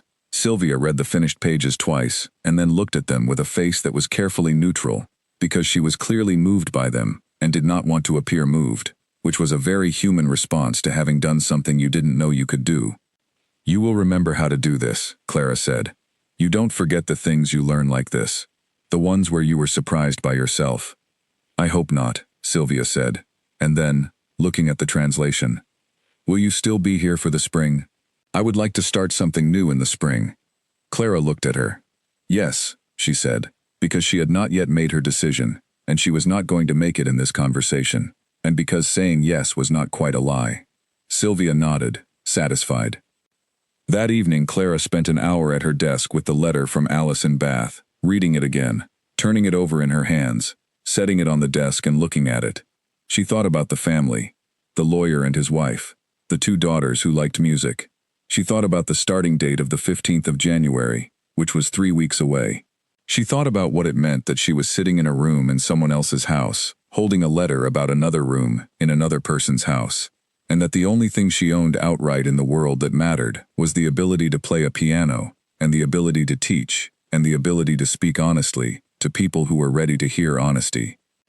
She folded the letter and put it back in the drawer. She was going to give Alice a definite answer after the winter dinner. The winter dinner was 2 days away. Clara observed, in the way she observed things, the effect Lady Margaret's presence had on the Duke across those days before the dinner. He was, in his formal appearances, impeccable. He was courteous and attentive, and said exactly the right things, to exactly the right people, in exactly the right measure. He guided conversation, managed the table, handled Lady Margaret's more pointed observations, with a diplomatic patience that was clearly practiced. He was, in these moments, everything the role required. The contrast with the man who had sat on the piano bench at 1 in the morning and said, "I find I have very little patience for it," was complete. Clara did not judge either version. Both were real. The formal one was not a lie, and the private one was not a secret. They were simply the 2 faces of a person who had learned, over a long time, how to be present in whatever room he was in, without giving the room more than it deserved of him. She understood this because she did the same thing. In the servants' hall she was composed and professional. In the schoolroom with Sylvia she was something more complete. In the music room at midnight she had been something else again, something she did not have a name for and was not going to look for one. Mrs. Paulton came to the schoolroom door on the 2nd afternoon of Lady Margaret's visit and said, without preamble, that Lady Margaret had asked whether Clara would be willing to spend an hour arranging some music scores in the East Wing library, adjacent to the music room, while Sylvia was with her music teacher. "It would be entirely voluntary," Mrs. Paulton added. "I would be happy to," Clara said. She went the following morning and spent an hour working from the late Duchess's own handwritten catalogue. The music room itself she did not enter. She did not need to. The library door was open, and she could see, from where she worked, the edge of the piano through it, the dark gleam of the cabinet, the corner of the lid. She worked steadily and carefully, and when the hour was done, the scores were in order, and she carried the sense of the room, with her back to the schoolroom, and said nothing about it to anyone. The preparations for the Voss family's arrival continued. The house dressed itself. The winter dinner was approaching, with the particular momentum of things that have been planned carefully, for a long time, and are now happening, exactly as planned. That evening, Clara sat at her desk with the letter from Alice in her hands. She thought about the family, the lawyer and his wife, the 2 daughters who liked music. She thought about what it meant that she was holding a letter about another room in another person's house, and that the only thing she owned outright in the world that mattered was the ability to play a piano, and the ability to teach, and the ability to speak honestly to people who were ready to hear honesty. She folded the letter and put it back in the drawer. She was going to give Alice a definite answer after the winter dinner. The winter dinner was 2 days away. In the servants' hall that evening before the dinner, the conversation was all about the arrangements. Mrs. Fenn went over the menu for the 3rd time. Oliver described, in careful detail, the placement of the extra chairs. Helen, the lady's maid, discussed Lady Margaret's expectations for the service, with the precision of someone who has been in service long enough to know that details people forget are the details people remember afterward. Clara listened to all of it, and contributed nothing, and was grateful for the company. The particular loneliness of a large house preparing for an important occasion was something she knew from other positions. The way the household became absorbed in the event, and the people at the edges of the household absorbed into the background of it. She did not mind the background. She had always been more comfortable in it than in the foreground. What she minded, tonight, was a specific and modest difficulty. She could hear the east wing from where she sat, and the east wing was silent, and she was not going to the east wing, and knowing she was not going to the east wing required considerably more energy than it ought to have. She ate her dinner. She said good night at a reasonable hour. She went upstairs by the back stairs, which did not pass the east wing, and she got into bed and read her botanical essays, and understood for the first time in 3 weeks every word of the paragraph she was reading, which seemed to suggest that the particular state of sustained and careful not doing she had been practicing was having some effect after all. She slept before 11. When she woke, the winter dinner was tomorrow. The winter dinner began at 7, and the candles were so numerous and so precisely arranged that the dining room at Ashford Manor looked, from a distance, like something painted rather than something lived in. Clara had seen the room being prepared across 2 full days. She had passed the open door on the way to the schoolroom and observed the extra leaves in the table, the best silver brought out and polished by Helen and Mrs. Paulton together, the floral arrangements in their heavy dark urns on the sideboards, the chairs added and moved and adjusted until the spacing was precisely what Lady Margaret required. She had heard the kitchen working from 4 in the morning. She had watched Oliver and the 2 extra footmen brought in from the village, moving through the corridor, with the focused attention of people who understood that mistakes tonight would be remembered. The Voss family arrived at 4:30. Clara was not in the entrance hall when they arrived. She had made sure of this, not through any elaborate arrangement, but simply by being in the schoolroom at 4:30, which was where she would normally be. She heard the carriage on the gravel below the schoolroom window and kept her eyes on the paper in front of her. She heard Lady Frances Voss's voice in the entrance hall, a carrying voice, the voice of someone accustomed to speaking in large rooms, and she heard Lady Margaret respond, with the particular warmth she reserved for social equals, and she heard, once, a younger voice, female, easy in its manner, Lady Elaine, presumably. She did not go to the window. She set down the paper and picked up another one and got on with the corrections. Sylvia appeared at the doorway at 5 o'clock, with the expression of someone returning from a significant observation mission. "She is very pretty," Sylvia said, without preface or context, as though they had been discussing this already. She came in and sat in her usual chair. Fair-haired, tall, very nice dress. Her mother is formidable. She looked at the entrance hall like she was checking it against an interior list of standards and was noting the results. "How did it do?" Clara asked. "It passed," Sylvia said. I could see it passing as she looked, which meant Lady Frances relaxed slightly, and when she relaxes she becomes merely impressive rather than overwhelming. She paused. Elaine seemed kind. She spoke to Oliver very naturally, just said thank you when he took her things, and smiled when she said it. "That is not nothing." "No," Clara said, "it is not." Sylvia looked at her with the particular quality of attention she had been using lately, not prying, not pointed, simply looking, the way she looked at anything she was trying to understand. Then she said nothing more about it, and went to find her dinner. Clara ate supper with the senior staff at 6, which was an earlier hour than usual, because everyone was required to be in their positions before the family and guests moved into the dining room at 7. She ate without tasting much. She was sitting where she always sat. She was wearing what she always wore. Everything was in its correct arrangement. The dinner itself she served, with the others, from the side of the room. This was not her usual role. A governess did not ordinarily serve at table. But Lady Margaret had arranged the evening with a precision that required every available hand, and Clara had been given a specific and entirely respectable position, available at the sideboard for the period of the soup course and the fish course, and then to withdraw. She stood at the sideboard and was quiet and professional, and observed nothing that she intended to observe. She observed a great deal anyway. Lady Elaine Voss was indeed, as Sylvia had reported, pretty and fair-haired.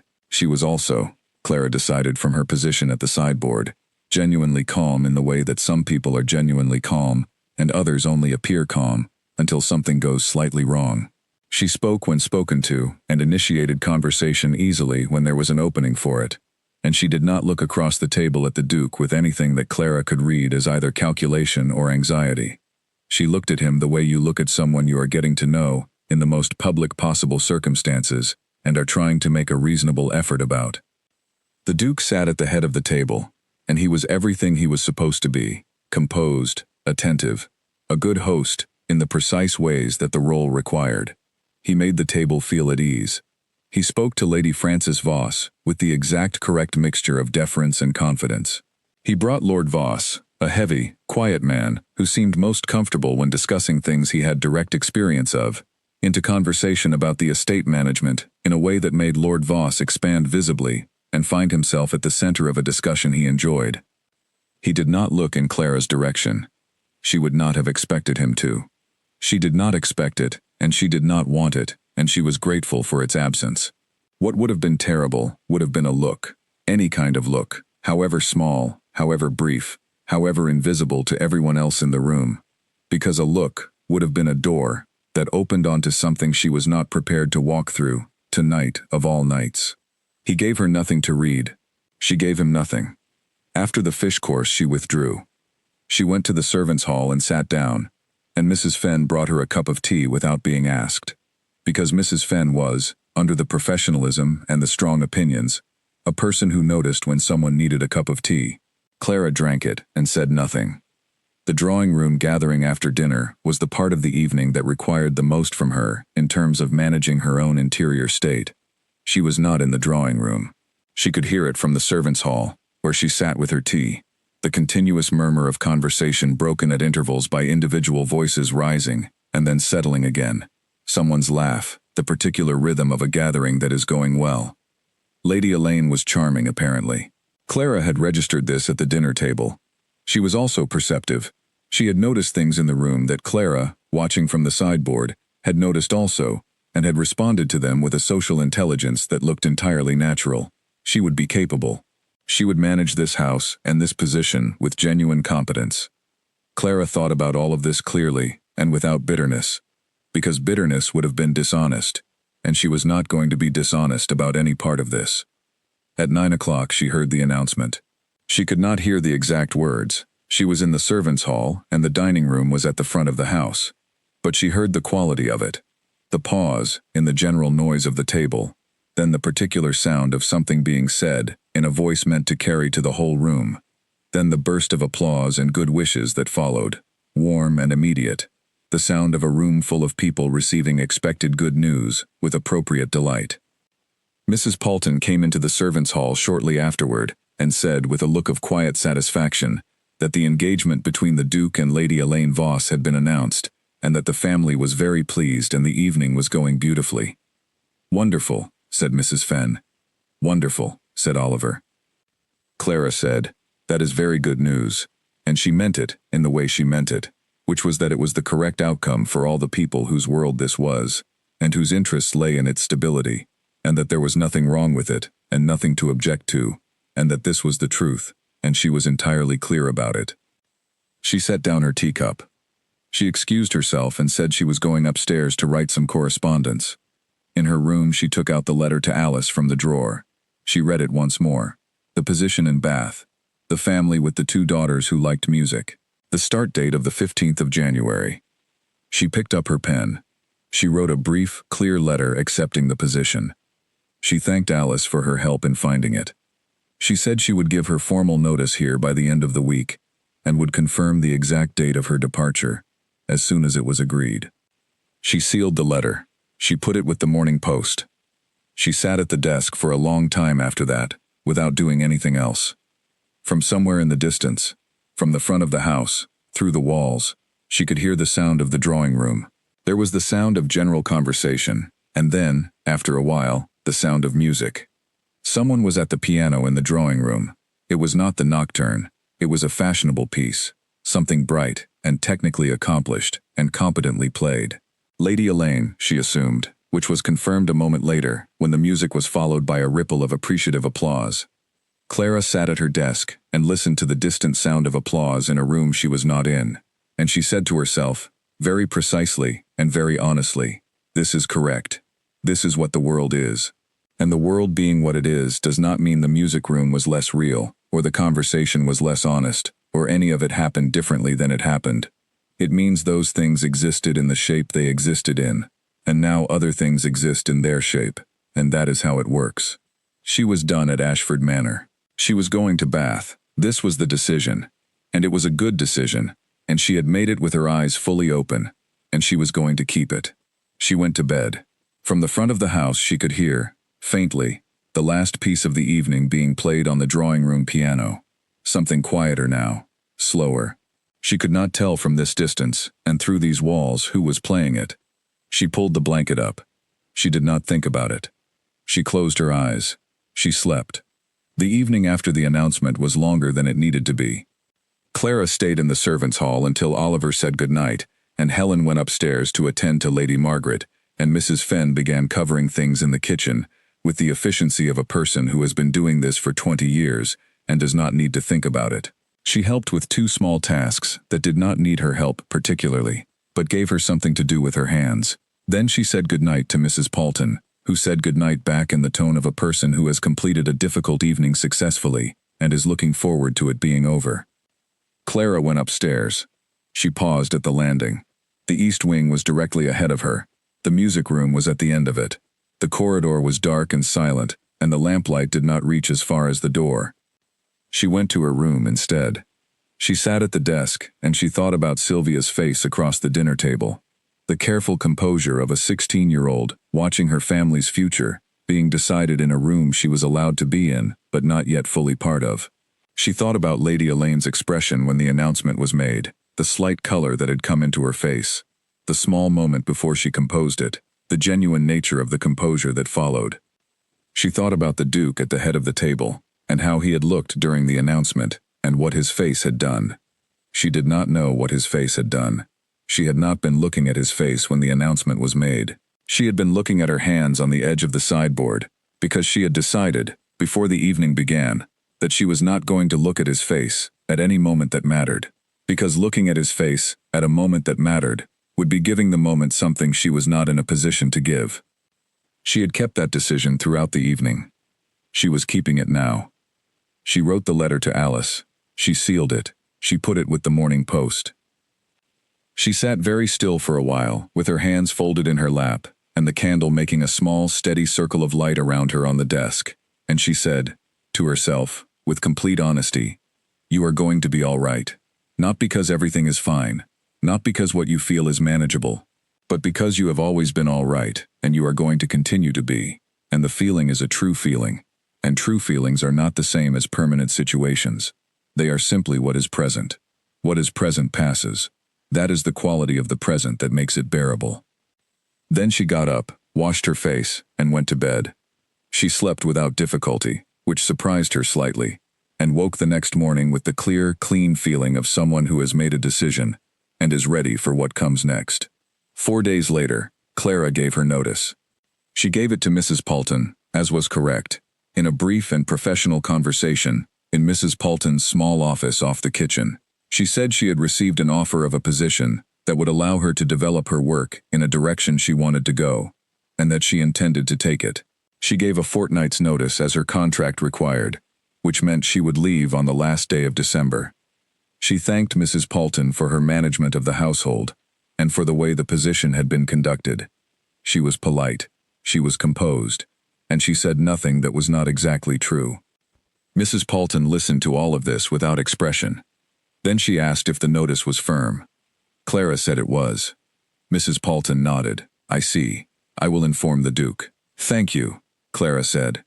She returned to the schoolroom and prepared the morning lesson and did not allow herself to think about anything except what she was going to teach Sylvia in 40 minutes, and the mathematics problem she wanted to set before the end of the week, and the translation work they had not yet finished, and the fact that she needed to teach as much as she could in the remaining 2 weeks, because she cared about what Sylvia was learning and wanted her to be properly prepared before the next governess arrived. She told Sylvia that afternoon. They were on the grounds walk, following the usual path between the topiary and the kitchen garden wall, and the day was cold and very clear, with a sky so sharp and blue it looked like it had been cut out and placed there rather than grown. Clara had been thinking about how to say it since the morning, and she had decided that the only way was directly, because Sylvia would see through anything else immediately, and it would be worse for both of them. "I am leaving at the end of the month," she said. "I have accepted a position in Bath." Sylvia went quiet. They walked several more steps in silence, which was unusual enough for Sylvia that Clara felt it before she looked at her. Sylvia's face, when Clara did look, was doing several things at once, working through something, managing something, keeping something very carefully from showing, while clearly feeling it. "When did you decide?" Sylvia said finally. "Recently," Clara said. "Why Bath?" "It is a good position," Clara said. "A family with 2 daughters who enjoy music. The terms are reasonable." "That is all true," Sylvia said, "and none of it is the real reason." Clara looked at the path. "Sylvia." "I am not asking you to explain," Sylvia said. "I am not a child, Clara. I am 16, and I have lived in this house my entire life, and I understand more about it than anyone usually gives me credit for." She was walking very straight, looking ahead, her voice very even in the way it got when she was being careful with herself. "I just want you to know, that I am not confused about it, and that I think you are probably making the right decision for the right reasons, and I am going to be very angry about it in private, and say nothing about it to anyone." Clara looked at her. "You are," she said, "an extraordinary person." "Yes," Sylvia said. "I know." A pause, and then the beginning of something that might eventually become a smile. "Will you finish the translation with me before you go? We have 3 pages left." "Of course," Clara said. "And the mathematics set?" "Yes." "Good," Sylvia said. "Then let us not waste the walk talking about this anymore." They finished the walk in a kind of companionable quiet that was different from their usual conversation, but not worse. Better, in a way, more honest, more settled. Clara told herself this was going smoothly. Then she turned the corner near the stable block, heading back toward the house, and the Duke was standing in the middle of the path. He had clearly just come from the direction of the estate offices and was heading in the same direction she was. He was carrying a leather folder of papers under one arm, and had the look of someone whose mind was still partly on the meeting he had just left. When he saw them, he stopped.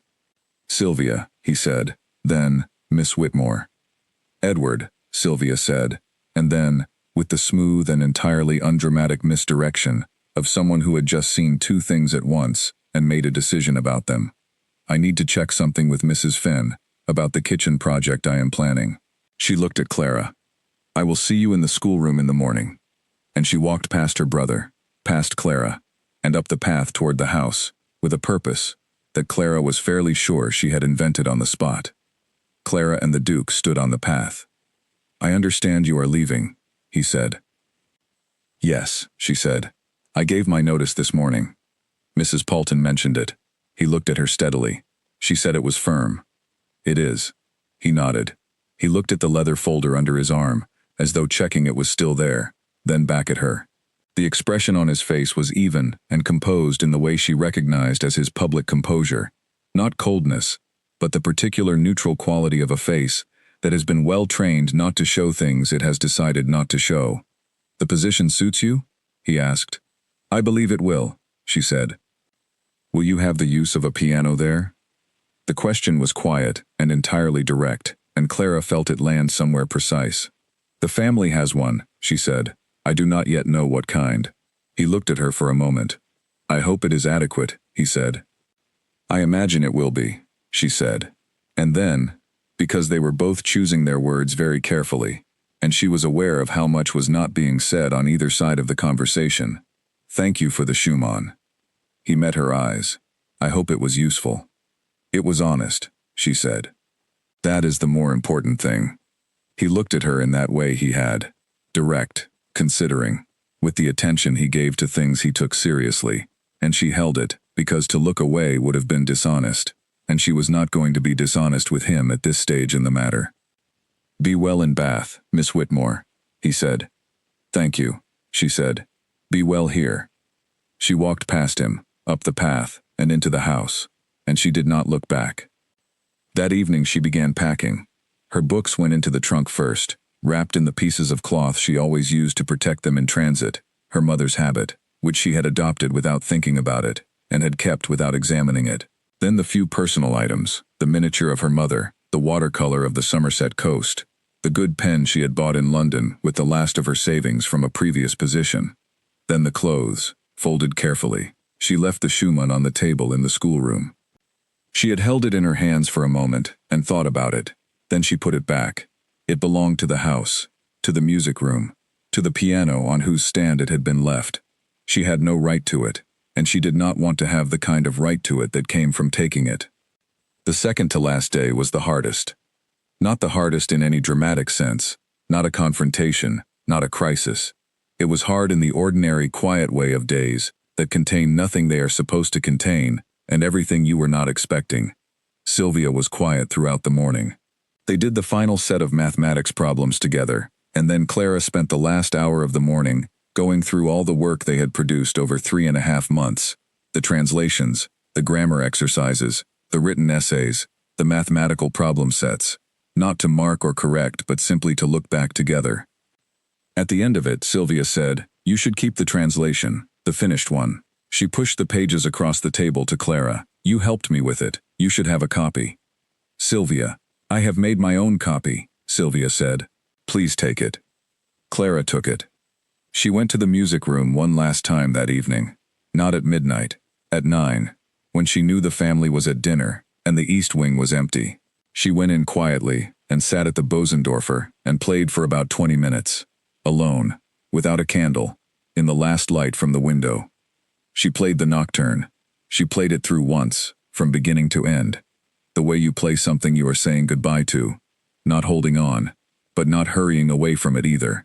She played it with grief and with love in equal portions, which were the proportions her mother had taught her, and which had always felt right. When it was finished, she sat still for a moment. Then she closed the lid of the piano carefully and went back to her room. She did not look back at the room when she left. The piano sat in the dark after she was gone, and the moonlight came through the windows, and the room was quiet, in a way that was neither empty nor full, but simply itself, holding what had happened inside it, the way rooms hold things, completely, and with nothing left out, and for as long as it takes for the thing to be fully heard. The gravel was frozen. Clara could hear it cracking under the wheels of the hired coach as it came around the side of the house at 7 in the morning, and she could feel it through the thin soles of her boots as she crossed the yard to meet it. Her trunk had been brought down by Oliver, who had carried it with a care that she thought was kindness in disguise, the kind that does not say what it is. She had thanked him. He had nodded and gone back inside without saying anything, which was also a kind of kindness. The morning was pale and very cold, the sky the white-gray of an English winter morning that has not yet decided whether it will clear or cloud over. The frost was everywhere, on the gravel, on the topiary, on the edges of the stone wall along the kitchen garden, on the iron gate at the end of the main drive that separated the grounds of Ashford Manor from the lane that led eventually to the road, to the coaching inn, 3 miles east, to the road south, and at the far end of a long day's travel, to Bath. She had said goodbye to Sylvia the previous evening. They had finished the last 3 pages of the translation, and then Sylvia had said, quite simply, "I am going to miss you." And Clara had said, "I am going to miss you too." And neither of them had said anything further, because it was all true, and that was enough. She had not seen the Duke since the path 4 days ago. She had not expected to see him. He had his life and she had hers, and the division was real, and had always been real. And the fact that there had been a music room, and 2 conversations, and a duet on the Bosendorfer, did not change the division. It was the kind of division that music could approach and speak across, but could not actually dissolve. She understood this clearly. She had, over the past week, arrived at a place of clarity about all of it, that felt, if not peaceful, then at least settled. The kind of settled that comes after you have looked at something honestly and have stopped trying to see it as something else. Oliver had loaded the trunk onto the coach. The driver was on the box, with his breath making clouds in the cold air. The horse stamped once, and was still. Clara walked the drive toward the gate. The drive at Ashford Manor was lined on both sides, with lime trees that were bare at this time of year, their branches making a cold frame against the pale sky.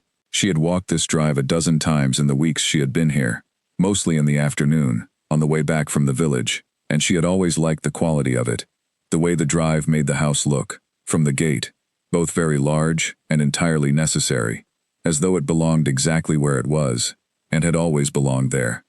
She walked it now, without looking back. She was 50 feet from the gate when she heard him. He had come from the direction of the stable. She understood this afterward, thinking about the sequence. And he was in riding clothes, his coat open, his hat in his hand rather than on his head. He must have been out since before dawn. He stopped when he saw her. She stopped. They were both still. He looked at the coach on the drive behind her. He looked at her. He did not say anything immediately.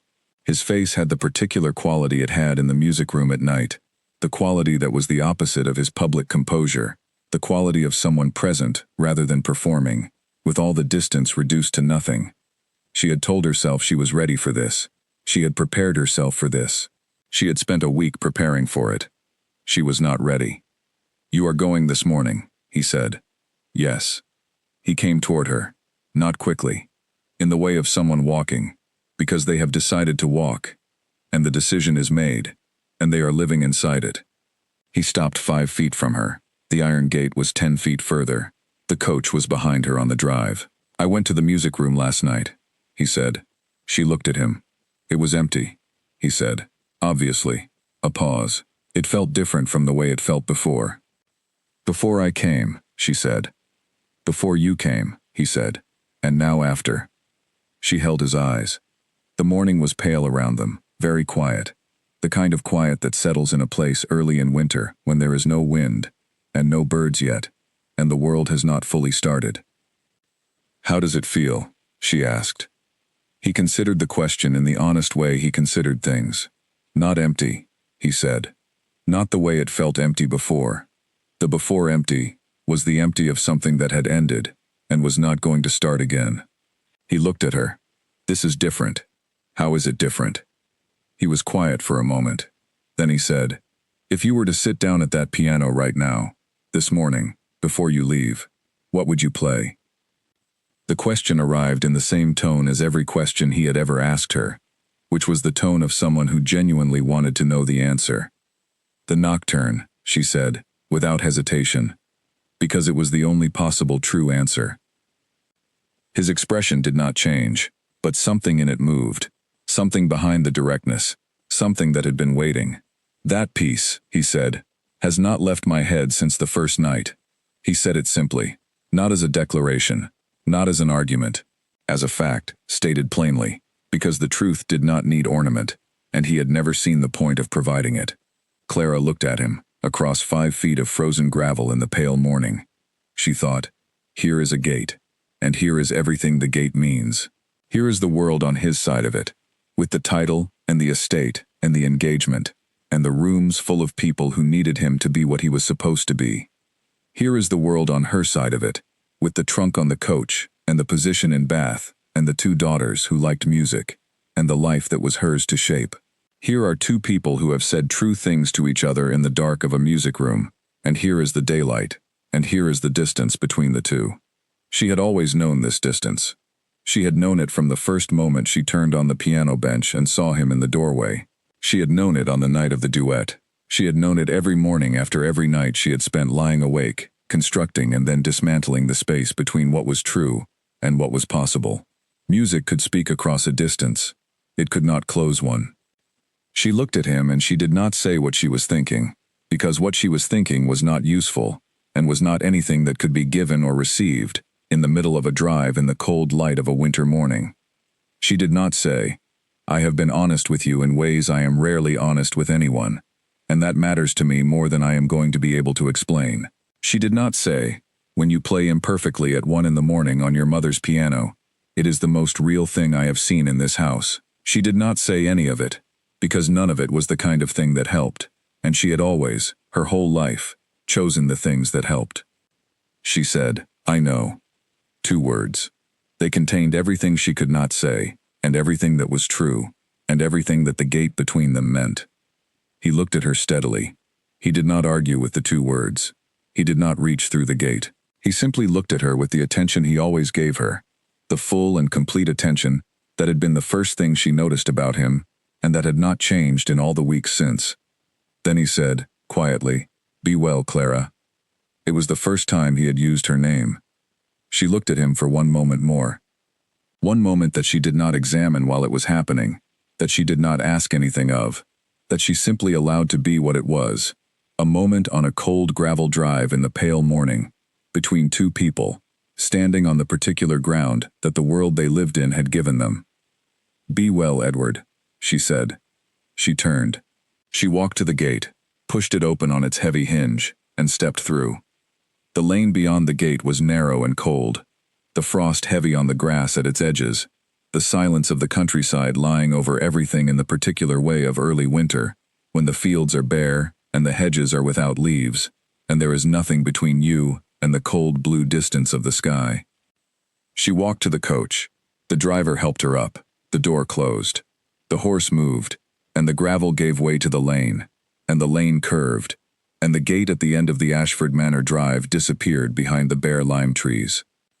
Clara sat in the coach and folded her hands in her lap and looked at the passing countryside, the frost on the fields, the bare hedges, a flock of starlings moving in the distance in their strange shifting cloud, and she was quiet inside herself, in the way she was quiet when she played. Not empty, not numb, simply present, simply in the moment she was in, with the honesty of it held very carefully in both hands, like something that could be damaged if you gripped it too hard. The nocturne was in her head. She did not try to stop it.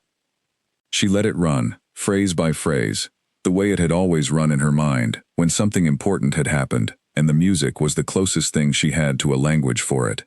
The opening question, the patient repetition, the middle passage pressing higher, reaching for something it almost named. The return to the beginning, heavier now, knowing more, saying the same thing, with the weight of everything in between sitting inside it. She played it silently on the seat beside her, finger by finger, note by note. The morning light grew as the sun climbed, and the frost on the fields caught it and held it, and the world outside the coach window was cold and clear, and very ordinary, and completely real, and Clara Whitmore was in it, and she was going to Bath, and she was going to play music for two children who liked music, and she was going to be good at it, because she was good at all of it, at the music, and the honesty, and the sitting still enough to hear what was actually being said, and the world was large, and she was in it, and she had not lost anything that had not been real. She had only lost the gate, and the gate had always been there. The nocturne running through her head in the cold morning light was the same music it had always been. The question her mother had taught her to ask, the question she had played in the dark for a man she had not expected, the question he had carried in his own head from the first night to the last morning. The question it asked did not change, depending on the room. The question it asked was always the same. Are you here? Are you paying attention? Is the thing happening in front of you a thing you are fully inside of, or are you still on the outside of it? She was inside it. She was here. The coach went on, and the morning went on, and the hills of Somerset came up around the road and held it, and Bath was at the end, and the life was at the end, and she was going toward it, with her hands in her lap, and the music in her head, and the absolute conviction of someone who knows exactly what they have been, and exactly what they are about to become. The iron gate at Ashford Manor, behind her, stood in the cold morning. Nothing moved through it. The frost settled back over the gravel of the drive. The lime trees were very still. In the east wing, in the music room, the Bosendorfer sat with its lid closed over the keys, and the winter light came through the windows and lay across the floor in long, clear panels, and the room smelled of cedar and beeswax, and the particular depth of a space that has been used and loved and used again, and the silence was not the silence of something ended. It was the silence that follows the last note of the nocturne, full and held, and still carrying everything the music said, and waiting, with the patience that only very particular silences have, for whatever comes next.